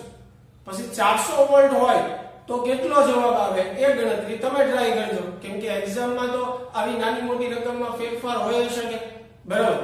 તો 400 ની બદલે અત્યારે હું 200 લઉં, બરાબર? પછી આ જે કેપેસિટર છે એને બેટરીથી અલગ કરવાનું છે અને બીજા એક વિદ્યુતભાર રહિત કેપેસિટર સાથે જોડવાનું કે જેનો વિદ્યુતભાર કેવો છે? શૂન્ય. એટલે જેની ઊર્જા કેવી થશે? શૂન્ય. એવું 2 માઇક્રોફેરેડના કેપેસિટર સાથે જોડવાનું. તો આ રકમ ઉપરથી કઈ મિત્રો યાદ આવે? એક એક્ઝામ્પલમાં એવો દાખલો આપણે ગણી ગયા હતા અને સ્વાધ્યાયના દાખલામાં એક આવો ગણ્યો. પણ બંને દાખલામાં બંને કેપેસિટન્સ સમાન મૂલ્યના. આ દાખલામાં બંનેનું કેપેસિટન્સ કેવું આપેલું છે? જુદું આપેલું, બરાબર? ફરી એકવાર યાદ કરાવી દઉં. C1 4 માઇક્રોફેરેડનું કેપેસિટર 200 વોલ્ટના સપ્લાય સાથે જોડેલું છે. એને હવે બેટરીથી અલગ કરવાનું. ત્યારબાદ એને 2 માઇક્રોફેરેડના વિદ્યુતભાર રહિત કેપેસિટર સાથે જોડવાનું. તો પ્રથમ કેપેસિટરે ગુમાવેલી ઉર્જા જે છે મેળવવાની, અથવા પ્રથમ કેપેસિટર જે છે ઉષ્મા ઉર્જા સ્વરૂપે કેટલી ઉર્જા જે છે ગુમાવશે એ આપણે મેળવવાનું. તો આ દાખલાની મેથડ જો મિત્રો તમને યાદ હોય તો 2 કેપેસિટરમાં બીજું કેપેસિટર જે છે એ વિદ્યુતભાર રહિત છે, એટલે કે પ્રારંભમાં એ ચાર્જ કરેલું નથી. તો પ્રારંભમાં બીજા કેપેસિટરની ઉર્જા શું કહેવાય? શૂન્ય કહેવાય. તો પ્રારંભમાં જો મારે તંત્રની કુલ ઉર્જા જોતી હોય તો એક જ કેપેસિટરની ગણવી પડે. અને કયા કેપેસિટરની? પહેલા કેપેસિટર, બરાબર? એટલે પ્રારંભમાં કુલ ઉર્જા ઈ ફક્ત કોની આવશે? 4 માઇક્રોફેરેડના કેપેસિટર. એને હું U1 કહું અને ઉર્જાનું સૂત્ર 1/C1V². 1/CV² પ્રમાણે. પણ અહીંયા ખાલી C1 આવશે કેમ કે C2 ની ઉર્જા તો શૂન્ય છે. તો હવે એની કિંમત મૂકીએ આપણે. C1 ની કિંમત મૂકીએ, માઇક્રોમાં છે એટલે 10⁻⁶ આવશે. V ની કિંમત આપણે 200 મૂકશું તો U1 બરાબર કેટલું આવશે? 8×10⁻². એટલે પ્રારંભમાં તંત્રની ઉર્જા 8×10⁻² છે. હવે બે કેપેસિટરને આપણે જોયા તો આપણને ખ્યાલ છે કે વધારે કેપેસિટર, ટૂંકમાં જે કેપેસિટર પાસે વિદ્યુતભાર વધારે છે એની તરફથી ઓછા તરફ શું થશે? વિદ્યુતભારનું વહન થશે. એટલે કે બંનેમાં વિદ્યુતભાર જે છે વહેંચાશે. એટલે બંને કેપેસિટર કેવા જોડાણમાં ગણી શકાય? સમાંતર જોડાણ. અને સમાંતર જોડાણમાં સ્થિતિમાન જે છે કેવું હોય? સમાન.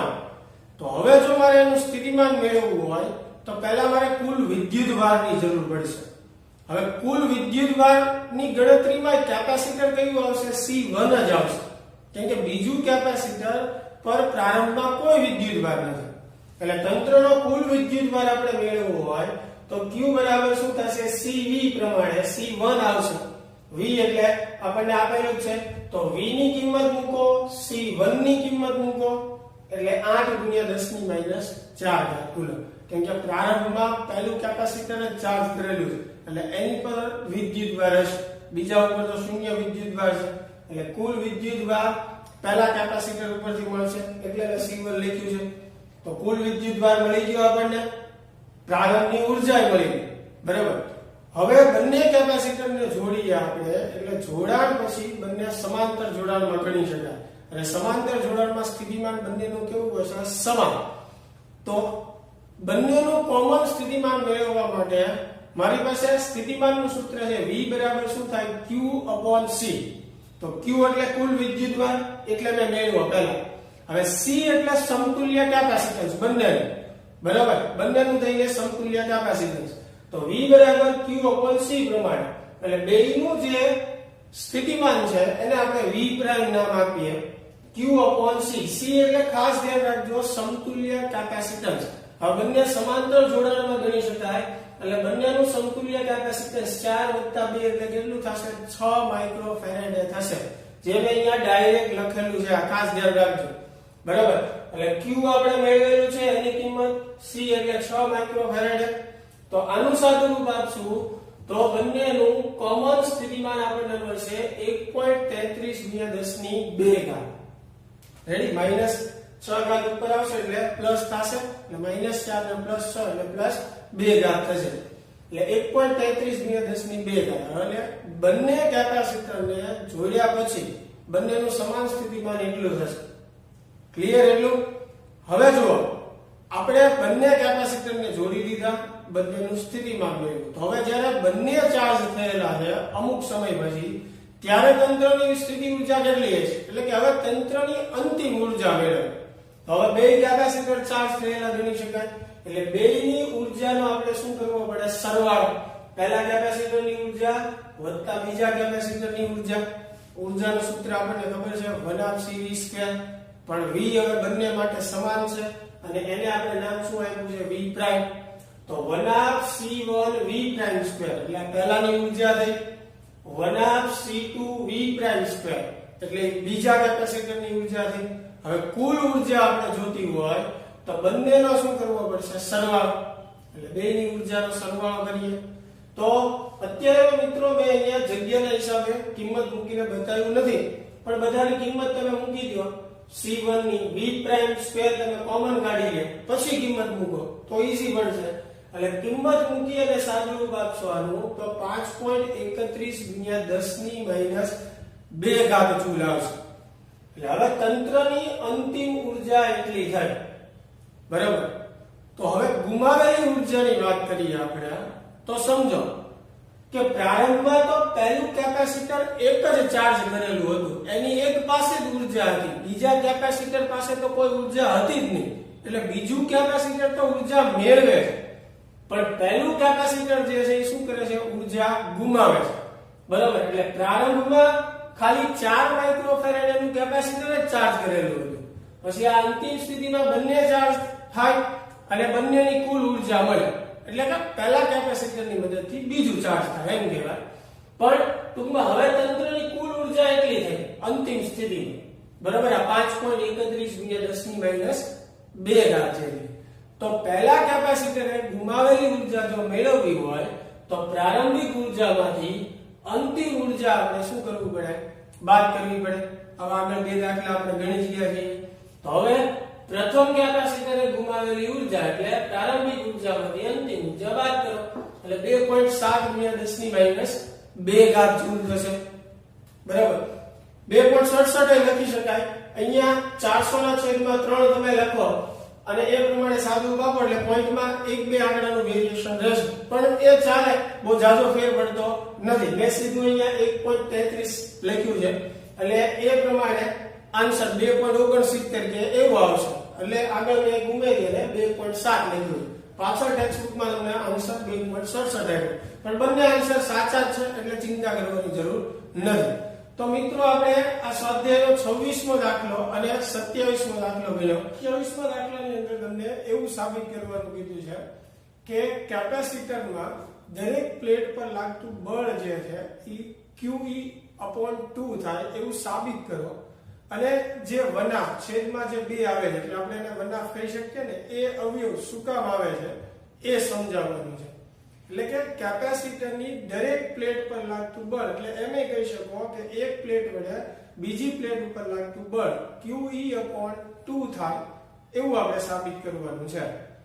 તો સૌપ્રથમ આપણે એવું ધારી લઈએ, ધારો કે બંને પ્લેટ વચ્ચેનું અંતર જે છે d છે, આકૃતિની ખાસ કોઈ જરૂર નથી એટલે મેં દર્શાવી નથી, બંને પ્લેટ વચ્ચેનું અંતર આપણે d કહીએ હાલ પૂરતું। હવે કેપેસિટરની બે પ્લેટ વચ્ચેનું અંતર આપણે Δx જેટલું વધારવું છે, એટલે કે થોડુંક વધારવું, તો સ્વાભાવિક વાત છે કે આપણે થોડુંક કાર્ય કરવું પડશે બરાબર। એટલે કે કેપેસિટરની બંને પ્લેટ વચ્ચેનું અંતર Δx જેટલું વધારવા માટે આપણે બળની વિરુદ્ધ કાર્ય કરવું પડે, અને એ કાર્ય આપણે ક્ષેત્રમાં કરેલું કાર્ય જ ગણાય, કેમ કે કેપેસિટરની બે પ્લેટ વચ્ચે વિદ્યુત ક્ષેત્ર હોય અને કેટલું હોય, σ/ε0 જેટલું। તો આપણે વિદ્યુત ક્ષેત્રમાં કંઈક કાર્ય કરવાનું છે એમ કહી શકાય. તો સૌપ્રથમ તો આપણે એ મેળવીએ કે ભાઈ કેપેસિટરની બે પ્લેટ વચ્ચે નું અંતર ડેલ્ટા x જેટલું વધારવા માટે બળની વિરુદ્ધ કરવું પડતું કાર્ય. તો કાર્ય એટલે શું થાય? બળ ગુણ્યા સ્થાનાંતર. બળને આપણે F કહીએ અને કેટલું અંતર વધારવાનું છે? ડેલ્ટા x, અને સ્થાનાંતર કેટલું આવશે? Delta x. એટલે આ કાર્ય છે. હવે કેપેસિટરની અંદર સંગ્રહિત ઊર્જા ઘનતાનું સૂત્ર આપણને ખબર છે. ઊર્જા ઘનતાનું સૂત્ર શું થાય? ρe બરાબર u ના છેદમાં ad. ઊર્જા ઘનતા એટલે કુલ ઊર્જા છેદમાં કદ. તો હવે કુલ ઊર્જા મેળવવી હોય તો સ્વાભાવિક વાત છે કુલ ઊર્જાને સૂત્રનો કરતા બનાવો તો ρe ગુણ્યા કદ થશે. એટલે કે અહીંયા જુઓ કુલ ઊર્જાનું સૂત્ર u બરાબર ρe into a delta x. કેમ કે delta x જેટલું અંતર વધારો આ કદ છે. જો ઊર્જા ઘનતાનું સૂત્ર આપણે ભણી ગયા કુલ ઊર્જા છેદમાં કદ. કદ એટલે ક્ષેત્રફળ ગુણ્યા લંબાઈ. અહીંયા લંબાઈ એટલે કેટલું અંતર આવશે? ડેલ્ટા x આવશે. તો આમાંથી u ને સૂત્રનો કરતા બનાવો એટલે આ a ડેલ્ટા x આ બાજુ જશે એટલે ઊર્જા u બરાબર ρe into a delta x થશે. હવે આપણે આગળ ભણી ગયા છીએ કે ક્ષેત્રમાં કરવું પડતું કાર્ય જે છે એ સ્થિતિ ઊર્જા જેટલું જોઈએ અથવા ઊર્જા સ્વરૂપે જ સંગ્રહ પામે છે. તો આ કાર્ય અને ઊર્જાને આપણે સરખાવી શકીએ. એટલે બંનેની આપણે સરખામણી કરીએ તો આ F ડેલ્ટા x બરાબર અને આ ρe a ડેલ્ટા x બંનેની સરખામણી કરી w અને u ની. તો હવે સામસામે ડેલ્ટા x કેન્સલ થશે બરાબર. તો F બરાબર શું મળશે? ρe એટલે ઊર્જા ઘનતા અને a એટલે ક્ષેત્રફળ. હવે ρe નું બીજું સૂત્ર આપણે મૂકી શકીએ 1/ε0e². એટલે ρe જે છે એનું સૂત્ર મૂક્યું મેં 1/ε0e². સાઈડમાં a જે છે એમનો ગુણાકારમાં. હવે જુઓ આ e² જે છે એને e ગુણ્યા e એમ લખી શકાય ને બરાબર. એટલે અલગ પાડ્યું ખાલી મેં a જે છે એમનો e² ને e ગુણ્યા e લખી. હવે જુઓ ε0 into e એટલે શેનું સૂત્ર થશે? સિગ્મા. કેમ કે કેપેસિટરની બે પ્લેટ વચ્ચે વિદ્યુત ક્ષેત્ર જે છે e બરાબર કેટલું થાય? Sigma upon ε0. તો સિગ્મા એટલે શું થશે? e into ε0. તો આ જે e into ε0 છે એની જગ્યાએ આપણે સિગ્મા લખી શકીએ. એટલે અહીંયા મેં સિગ્મા લખ્યું.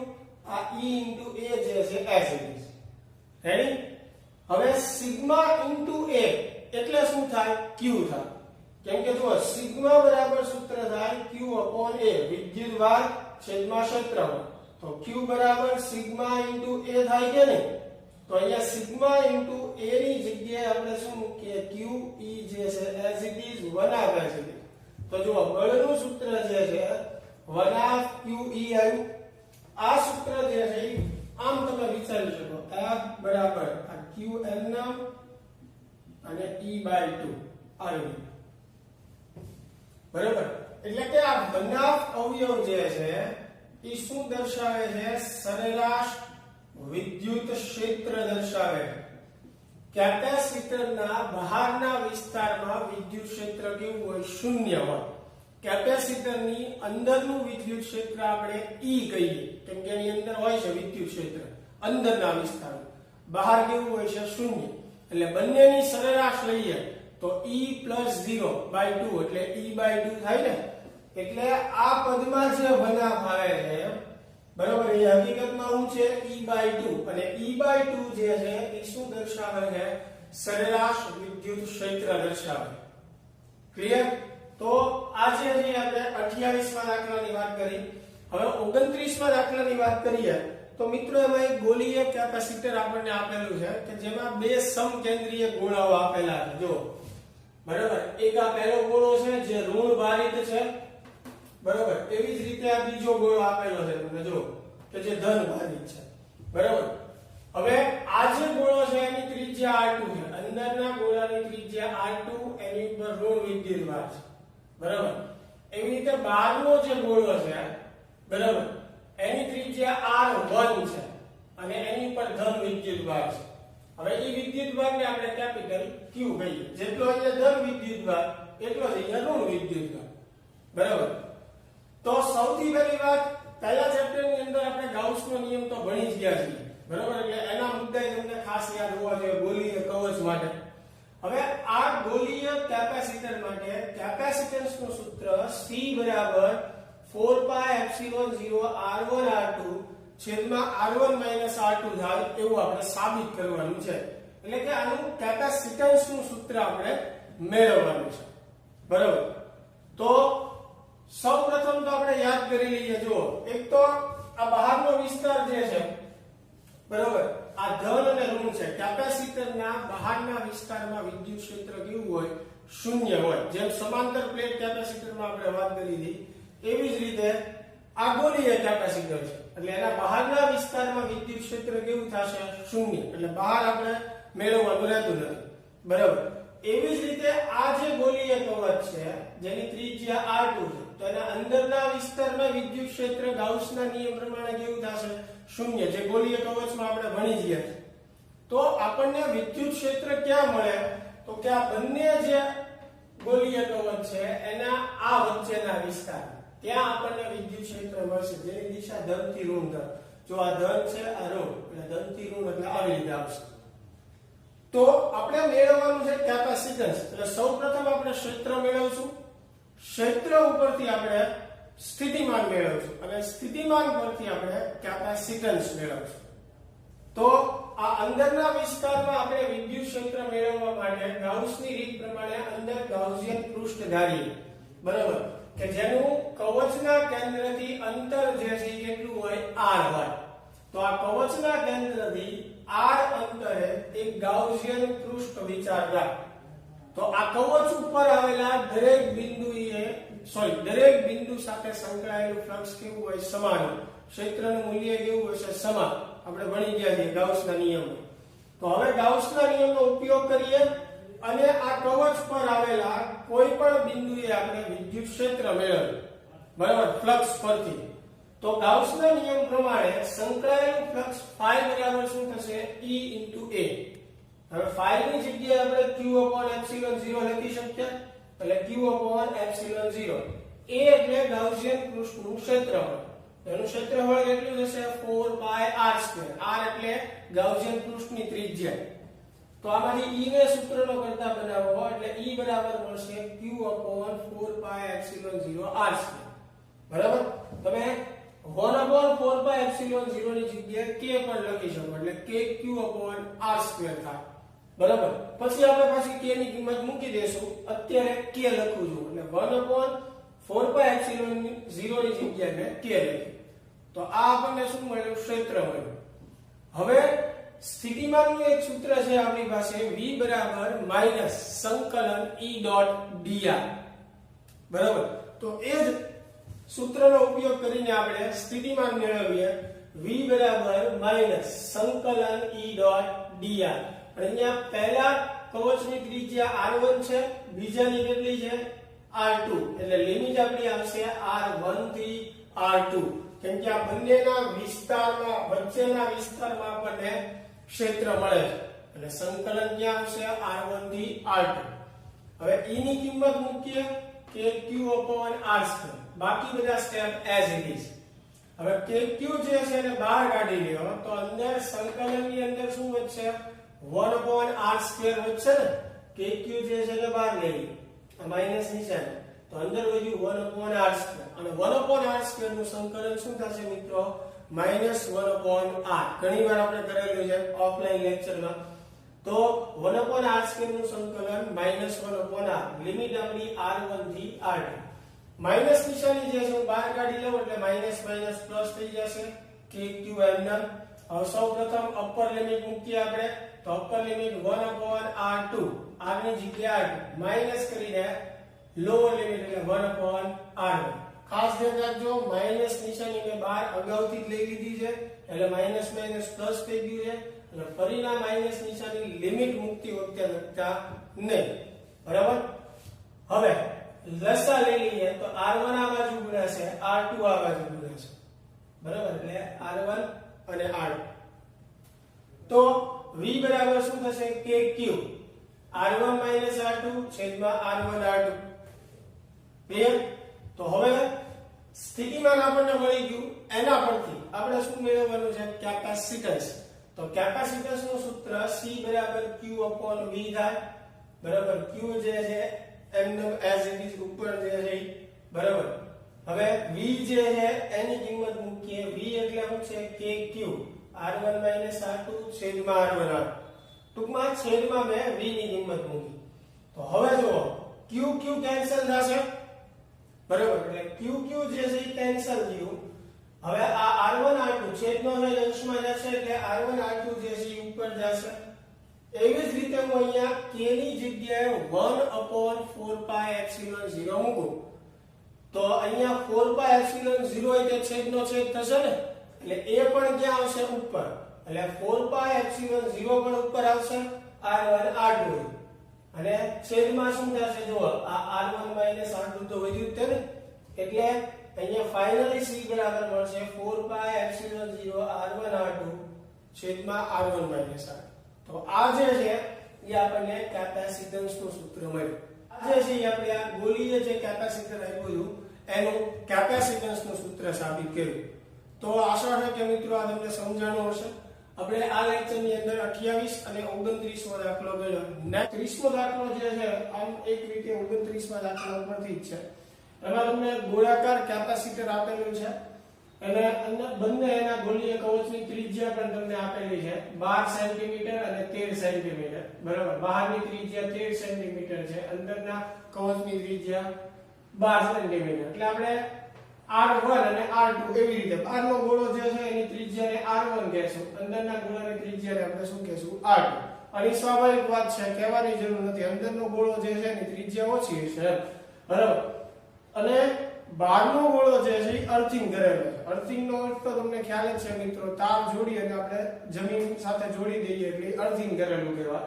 તો બહારનો ગોળો જે છે 29મા દાખલામાં જે આપણે આકૃતિ જોઈ હતી એમાં બહારના ગોળા સાથે તમે તાર જોડી અને એ તારને જમીનમાં જવા દે એટલે બહારનો ગોળો અર્થિંગ થઈ ગયો કહેવાય અને એના હિસાબે બધો વિદ્યુતભાર જે છે ત્યાં જમીનમાં ઉતરી જશે. એટલે બહારના ગોળાનું અર્થિંગ કરેલું છે એવું કીધું. પરંતુ અંદરનો ગોળો જે છે એનો વિદ્યુતભાર આપણને આપેલો છે 2.5 માઇક્રોકુલમ અને બંને ગોળાની વચ્ચે 32 ડાઇલેક્ટ્રિક અચળાંક ધરાવતું માધ્યમ મૂકવામાં આવે એટલે કે ડાઇલેક્ટ્રિક પદાર્થ મૂકેલો. જેમ આપણે સમાંતર પ્લેટ કેપેસિટરમાં બે પ્લેટ વચ્ચે ડાઇલેક્ટ્રિક પદાર્થ મૂકતા એમાં બંને ગોળીય કવચ, બંને ગોળાકાર કવચ જે છે એની વચ્ચેની જે જગ્યા છે એ ડાઇલેક્ટ્રિક માધ્યમથી ભરેલી છે. તો આ સ્થિતિમાં આપણે સૌથી પહેલું ગોળાનું કેપેસિટન્સ મેળવવાનું છે. પછી બીજો પ્રશ્ન આપણને અંદરના ગોળાનું સ્થિતિમાન મેળવવાનું કીધું છે V. અને ત્રીજો પ્રશ્ન આપણને એવો પૂછ્યો છે કે 12 સેન્ટીમીટર ત્રિજ્યાનો એક અલગ કરેલો ગોળો હોય તો એનું કેપેસિટન્સ મેળવો અને એના કેપેસિટન્સની આ ગોળાકાર કેપેસિટરના કેપેસિટન્સ સાથે સરખામણી કરો. 3 પ્રશ્નો મિત્રો આપણને પૂછેલા છે. તો સૌપ્રથમ તો જો આ દાખલો તમને પૂછાય તો અહીંયા મેં સૂત્ર જે છે એ સીધું લખેલું છે કેમ કે આગળના દાખલામાં આપણે મેળવી ચૂક્યા છીએ. પણ તમે બાળકો ખાસ ધ્યાન રાખજો કે જો આ દાખલો પૂછાય તો સૂત્ર તમારે ડાયરેક્ટ લખવાનું નથી. પહેલા આગળના દાખલામાં જે આપણે સૂત્ર મેળવ્યું એ જ રીતે તમારે મેળવવું પડશે. મને ખ્યાલ છે કે દાખલો ખૂબ લાંબો થઈ જશે પણ જો આ રીતે પૂછાય તો એ જ કરવું પડશે, બીજો કોઈ ઓપ્શન નથી. એટલે તમારે સૌપ્રથમ 29મા દાખલામાં આપણે જે આ C નું સૂત્ર મેળવ્યું છે એ સૂત્ર મેળવીને બતાવવું પડશે કેમ કે થિયરીમાં આપણે કોઈ જગ્યાએ સૂત્ર ભણ્યા નથી એટલે બરાબર. તો એ સૂત્ર તારવ્યા બાદ પછી તમે દાખલાની શરૂઆત અહીંયાથી કરી શકો. C નું સૂત્ર મેળવ્યા બાદ આમાં બધી જ કિંમત તમે મૂકી દો ε0 R1 R2 અને બધા જ એકમો MKS માં હોવા જોઈએ. હા, બીજું એક યાદ રાખજો કે અહીંયા કેપેસિટન્સ અલગ મળશે કેમ કે 29મો દાખલો જે આપણે ભણ્યા એમાં બે ગોળાઓ વચ્ચે હવાનું માધ્યમ હતું અને આ દાખલામાં બે ગોળાઓ વચ્ચે ડાઇલેક્ટ્રિક માધ્યમ છે. તો ડાઇલેક્ટ્રિક માધ્યમમાં કેપેસિટન્સ k ગણું થાય. એટલે તમે જે સૂત્ર મેળવો છો 29મા દાખલાનું ત્યારબાદ તમારે લખવાનું છે કે અહીંયા બંને ગોળાઓ વચ્ચે ડાઇલેક્ટ્રિક માધ્યમ હોવાથી મેળવેલ કેપેસિટન્સ અથવા મળતું કેપેસિટન્સ જે છે k ગણું થશે બરાબર.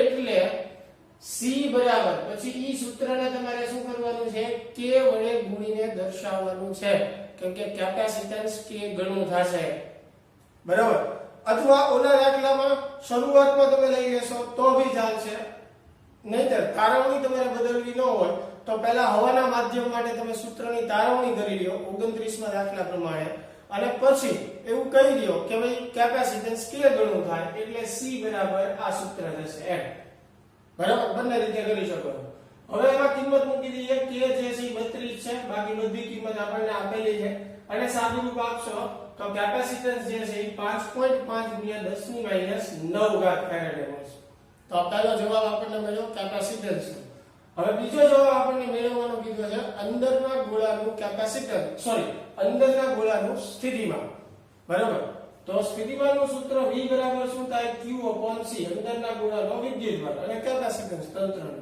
તો Q આપણને આપેલું છે 2.5 માઇક્રોકુલમ માઇક્રો એટલે 10⁻6 અને C કેપેસિટન્સ આપણે મેળવ્યું 5.5 × 10⁻9 તેનું સાદુરૂપ આપશો એટલે V બરાબર કેટલું આવશે 4.5 × 10⁵ 2 ઘાત ગુણી શકો છો એટલે કે 100 વડે ગુણી નાખો તોય ચાલશે અથવા આ રીતે લખો તોય ચાલે તો આ આપણને મળ્યું અંદરના ગોળાનું સ્થિતિમાન હવે ત્રીજો પ્રશ્ન એમાં એવો પૂછ્યો છે કે 12 સેન્ટીમીટર ત્રિજ્યા ધરાવતો અલગ ગોળો હોય એનું કેપેસિટન્સ મેળવો તો એ ગોળાના કેપેસિટન્સને આપણે C પ્રાઇમ કહીએ એક આખો અલગ ગોળો હોય આની સાથે કઈ લેવા દેવા નથી ગોળાકાર કેપેસિટર સાથે તો આ ત્રિજ્યાના ગોળાના કેપેસિટન્સનું સૂત્ર આપણે વાત કરેલી છે કેટલું થાય C બરાબર 4πε0r એટલે સૂત્ર લખીએ કિંમત મૂકીએ બધાની તો એ ગોળાનું કેપેસિટન્સ આપણને મળશે 1.33 × 10⁻11 ફેરાડ બરાબર હવે સરખામણી કરવાની આપણને કીધી છે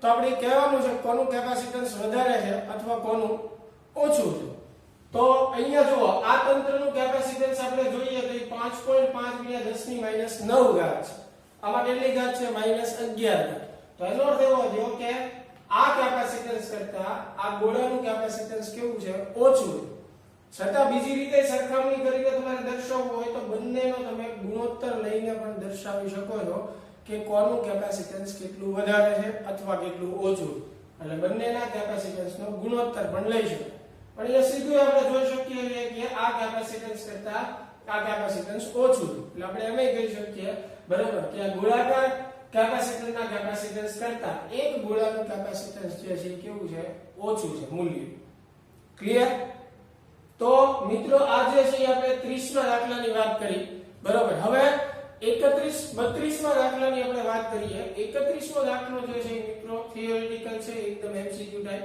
એવા પ્રશ્નો તમને આપેલા છે અને મને ખાલી એના જવાબ જ દેવાના છે તો એ જ્યારે આપણે ઓફલાઈન લેક્ચર શરૂ થશે ક્લાસમાં ત્યારે એની ચર્ચા કરશું એટલે અત્યારે વિડિયો લેક્ચરમાં એ નથી કરાવતો આપણે ગણતરીવાળા દાખલા અત્યારે કોન્સન્ટ્રેશન કરીએ છીએ એના પર એટલે 32મા દાખલાની હવે આગળ વાત કરીએ તો 32મા દાખલાની અંદર તમને એક નળાકાર કેપેસિટર આપેલું છે કે જેની અંદર બે સમઅક્ષીય નળાકાર જે છે મૂકેલા છે બરાબર હવે બંને નળાકાર જે છે એની ત્રિજ્યા પણ તમને આપેલી છે એમાં અંદરનો જે નળાકાર છે એની ત્રિજ્યા છે આપણે R2 કહીએ જે 1.4 સેન્ટીમીટર આપેલી છે બહારનો જે નળાકાર જે છે એની ત્રિજ્યા 1.5 સેન્ટીમીટર આપી છે જેને આપણે R1 કહીશું એટલે બહારના નળાકારની ત્રિજ્યા R1 અંદરના નળાકારની ત્રિજ્યા R2 બંનેની કિંમત આપણને આપેલી છે આમાં પણ આપણને એવું કીધેલું છે કે બહારનો જે નળાકાર છે એ અર્થિંગ કરેલો છે જે આપણે આગળ દાખલામાં વાત કરીએ અને અંદરના નળાકાર પરનો વિદ્યુતભાર 3.5 માઇક્રોકુલમ છે બરાબર એટલે અંદરના નળાકારનો વિદ્યુતભાર આપેલો કેપિટલ Q પણ કહી શકો અને સ્મોલ q પણ કહી શકો મેં સ્મોલ q કીધું છે કેપિટલ Q કેવું હોય તો કેપિટલ Q પણ કહી શકો નળાકાર બંને નળાકારની લંબાઈ સમાન છે અને સમાન લંબાઈ આપેલી છે 15 સેન્ટીમીટર જેને આપણે L વડે દર્શાવીએ તો જેમ આપણે 29મા દાખલામાં કેપેસિટન્સનું સૂત્ર મેળવ્યું એવી જ રીતે આમાં પણ આપણને પૂછ્યું છે કે આ નળાકાર કેપેસિટરનું કેપેસિટન્સ મેળવો તથા અંદરનો જે નળાકાર છે એનું સ્થિતિમાન મેળવો તો સ્થિતિમાન તો આપણે પછી મેળવશું પહેલા આ જે નળાકાર કેપેસિટર આપણને આપેલું છે એનું આપણે શું કરીએ કેપેસિટન્સનું સૂત્ર મેળવીએ બરાબર તો જે રીતે 29મા દાખલામાં આપણે ગણતરી કરી હતી એ જ રીતે કરવાનું છે સૌપ્રથમ ગાઉસના નિયમની મદદથી આપણે વિદ્યુત ક્ષેત્ર મેળવશું અને વિદ્યુત ક્ષેત્ર ઉપરથી સ્થિતિમાન મેળવશું અને સ્થિતિમાન પછી આપણે કેપેસિટન્સ મેળવશું. તો એની માટે આપણે બંને નળાકારની વચ્ચે ગાઉસિયન પૃષ્ઠ ધારવું પડે. જેમ આપણે ગોળાકાર કેપેસિટરમાં બંને જે ગોળીય કવચ છે એની વચ્ચે ગાઉસિયન પૃષ્ઠ ધાર્યું હતું ગોળાકાર. આમાં નળાકાર છે એટલે આપણે નળાકાર આકારનું ગાઉસિયન પૃષ્ઠ ધારશું બંને નળાકારની વચ્ચેના વિસ્તાર. બરાબર. તો આ બંને નળાકારની વચ્ચેના વિસ્તારમાં આપણે ધારેલું ગાઉસિયન પૃષ્ઠ છે. બરાબર. આ નળાકારની અક્ષ છે. તો નળાકારની અક્ષથી r અંતરે આપણે નળાકાર આકારનું ગાઉસિયન પૃષ્ઠ વિચારીએ અને આ નળાકારની જે સપાટી છે એ સપાટી પર આવેલા દરેક બિંદુએ ફ્લક્સ સમાન થશે કેમ કે અક્ષથી દરેક બિંદુનું અંતર સમાન થશે. એટલે તો આ નળાકાર ગાઉસિયન પૃષ્ઠ પર આવેલા દરેક બિંદુ સાથે સંકળાયેલું ફ્લક્સ ગાઉસના નિયમ પ્રમાણે phi બરાબર E * A જેટલું થશે. phi ની જગ્યાએ આપણે લખીએ કે Q/epsilon 0. E as it is. હવે A એટલે નળાકાર ગાઉસિયન પૃષ્ઠનું ક્ષેત્રફળ. તો નળાકારના ક્ષેત્રફળનું સૂત્ર શું થાય 2πr. 2πr એટલે એનો પરિઘ એટલે એક રીતે એની પહોળાઈ દર્શાવે છે. બરાબર. into L એટલે લંબાઈ. એટલે એક રીતે ગણો તો આ લંબાઈ ગુણ્યા પહોળાઈ જ થઈ ગઈ. સિમ્પલ એટલે 2πr into L એ નળાકાર ગાઉસિયન પૃષ્ઠનું ક્ષેત્રફળ થશે. E ને સૂત્રનો કરતા બનાવો એટલે E બરાબર Q/2πr L epsilon 0. એટલે આ જે છે આપણને શું મળ્યું વિદ્યુત ક્ષેત્ર મળ્યું બંને નળાકારની વચ્ચેના વિસ્તાર. હવે આના પરથી સ્થિતિમાન મેળવીએ તો સ્થિતિમાનનું સૂત્ર V બરાબર શું છે -∫E.dr. લિમિટ આપણી શું આવશે r1 થી r2. બહારના ગોળાની ત્રિજ્યા નળાકારની ત્રિજ્યા r1 છે, અંદરનાની આપણે r2 લીધી એટલે r1 થી r2 જે છે આપણી લિમિટ આવશે.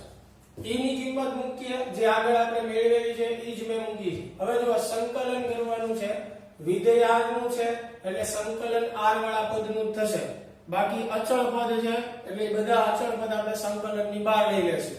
એટલે Q/2π L epsilon 0 ઈ સંકલનની બહાર આવશે માઈનસ નિશાની આવી. તો અહીંયા અંદર શું વધશે જો 1/r. હવે 1/r નું સંકલન શું થાય log natural r. બરાબર. સંકલન બધાને ખ્યાલ જ હશે તમને ક્લાસમાં પણ આપણે શીખવાડેલું છે. બરાબર. તો 1/x હોય તેનું સંકલન log natural x થાય. એવી રીતે 1/r હોય તેનું સંકલન log natural r. લિમિટ આપણી r1 થી r. હવે પછીના સ્ટેપમાં જે છે આપણે ફક્ત લિમિટ મૂકવાની છે એટલે r ની જગ્યાએ r2 આવશે માઈનસ કરીને લોઅર લિમિટ એટલે r ની જગ્યાએ r1 એટલે log natural r2 minus log natural r1. Okay. હવે લોગેરિધમના નિયમ પ્રમાણે માઈનસમાં હોય ને આપણે ભાગાકારમાં લખી શકીએ તો એ પ્રમાણે લખવું એટલે log natural r2/r1 થશે. એટલે આ જે છે આપણને શું મળ્યું સ્થિતિમાનનું સૂત્ર મળ્યું. બરાબર. આખા તંત્રની વાત છે બંને નળાકાર માટે. તો હવે એના પરથી કેપેસિટન્સનું સૂત્ર મેળવીએ તો C બરાબર સૂત્ર થાય Q/V. વિદ્યુતભારને આપણે Q કીધું છે એટલે હું Q લખું છું સ્મોલ q. કેપિટલ Q કીધું હોય તો કેપિટલ Q લખું બંને ચાલે.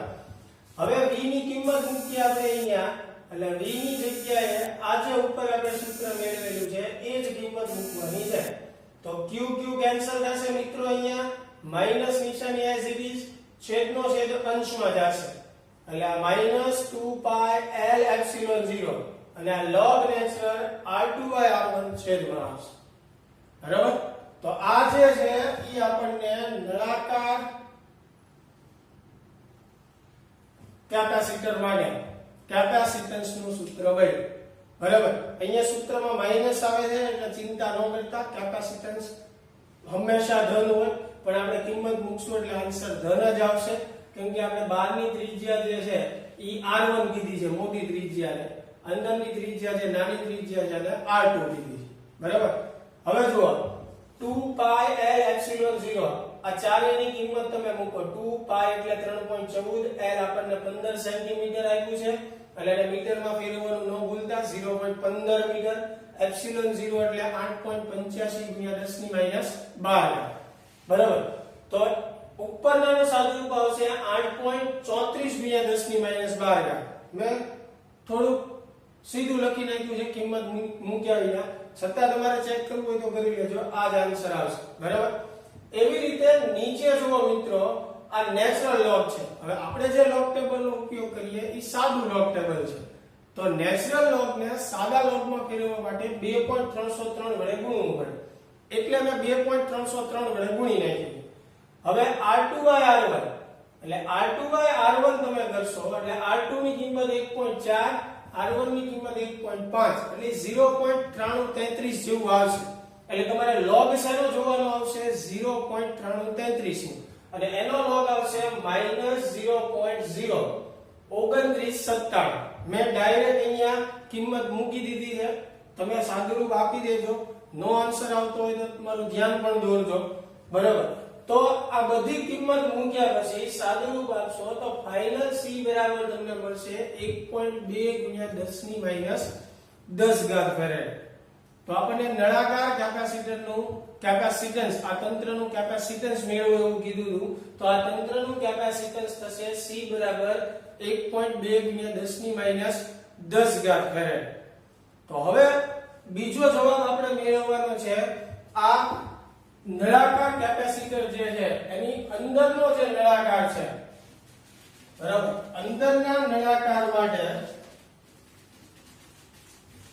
સ્થિતિમાન મેળવવાનું કીધું છે આપણને. અંદરના નળાકાર, તો અંદરના નળાકારનું સ્થિતિમાન આપણે મેળવવું હોય, અંદરના નળાકારનું સ્થિતિમાન જેને તમે v પ્રાઇમ કહી શકો, એટલે q/c.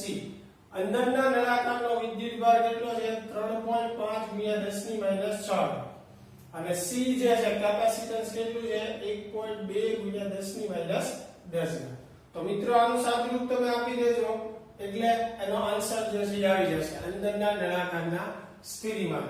આમાં બે જ આન્સર આપણે મેળવવાના હતા, તંત્રનું કેપેસિટન્સ અને અંદરના નળાકારનું સ્થિતિમાન. તો આજે મિત્રો આ લેક્ચરની અંદર આપણે 30મો અને 32મો દાખલો ગણ્યો. નેક્સ્ટ લેક્ચરની અંદર આપણે આગળ દાખલા ગણીશું.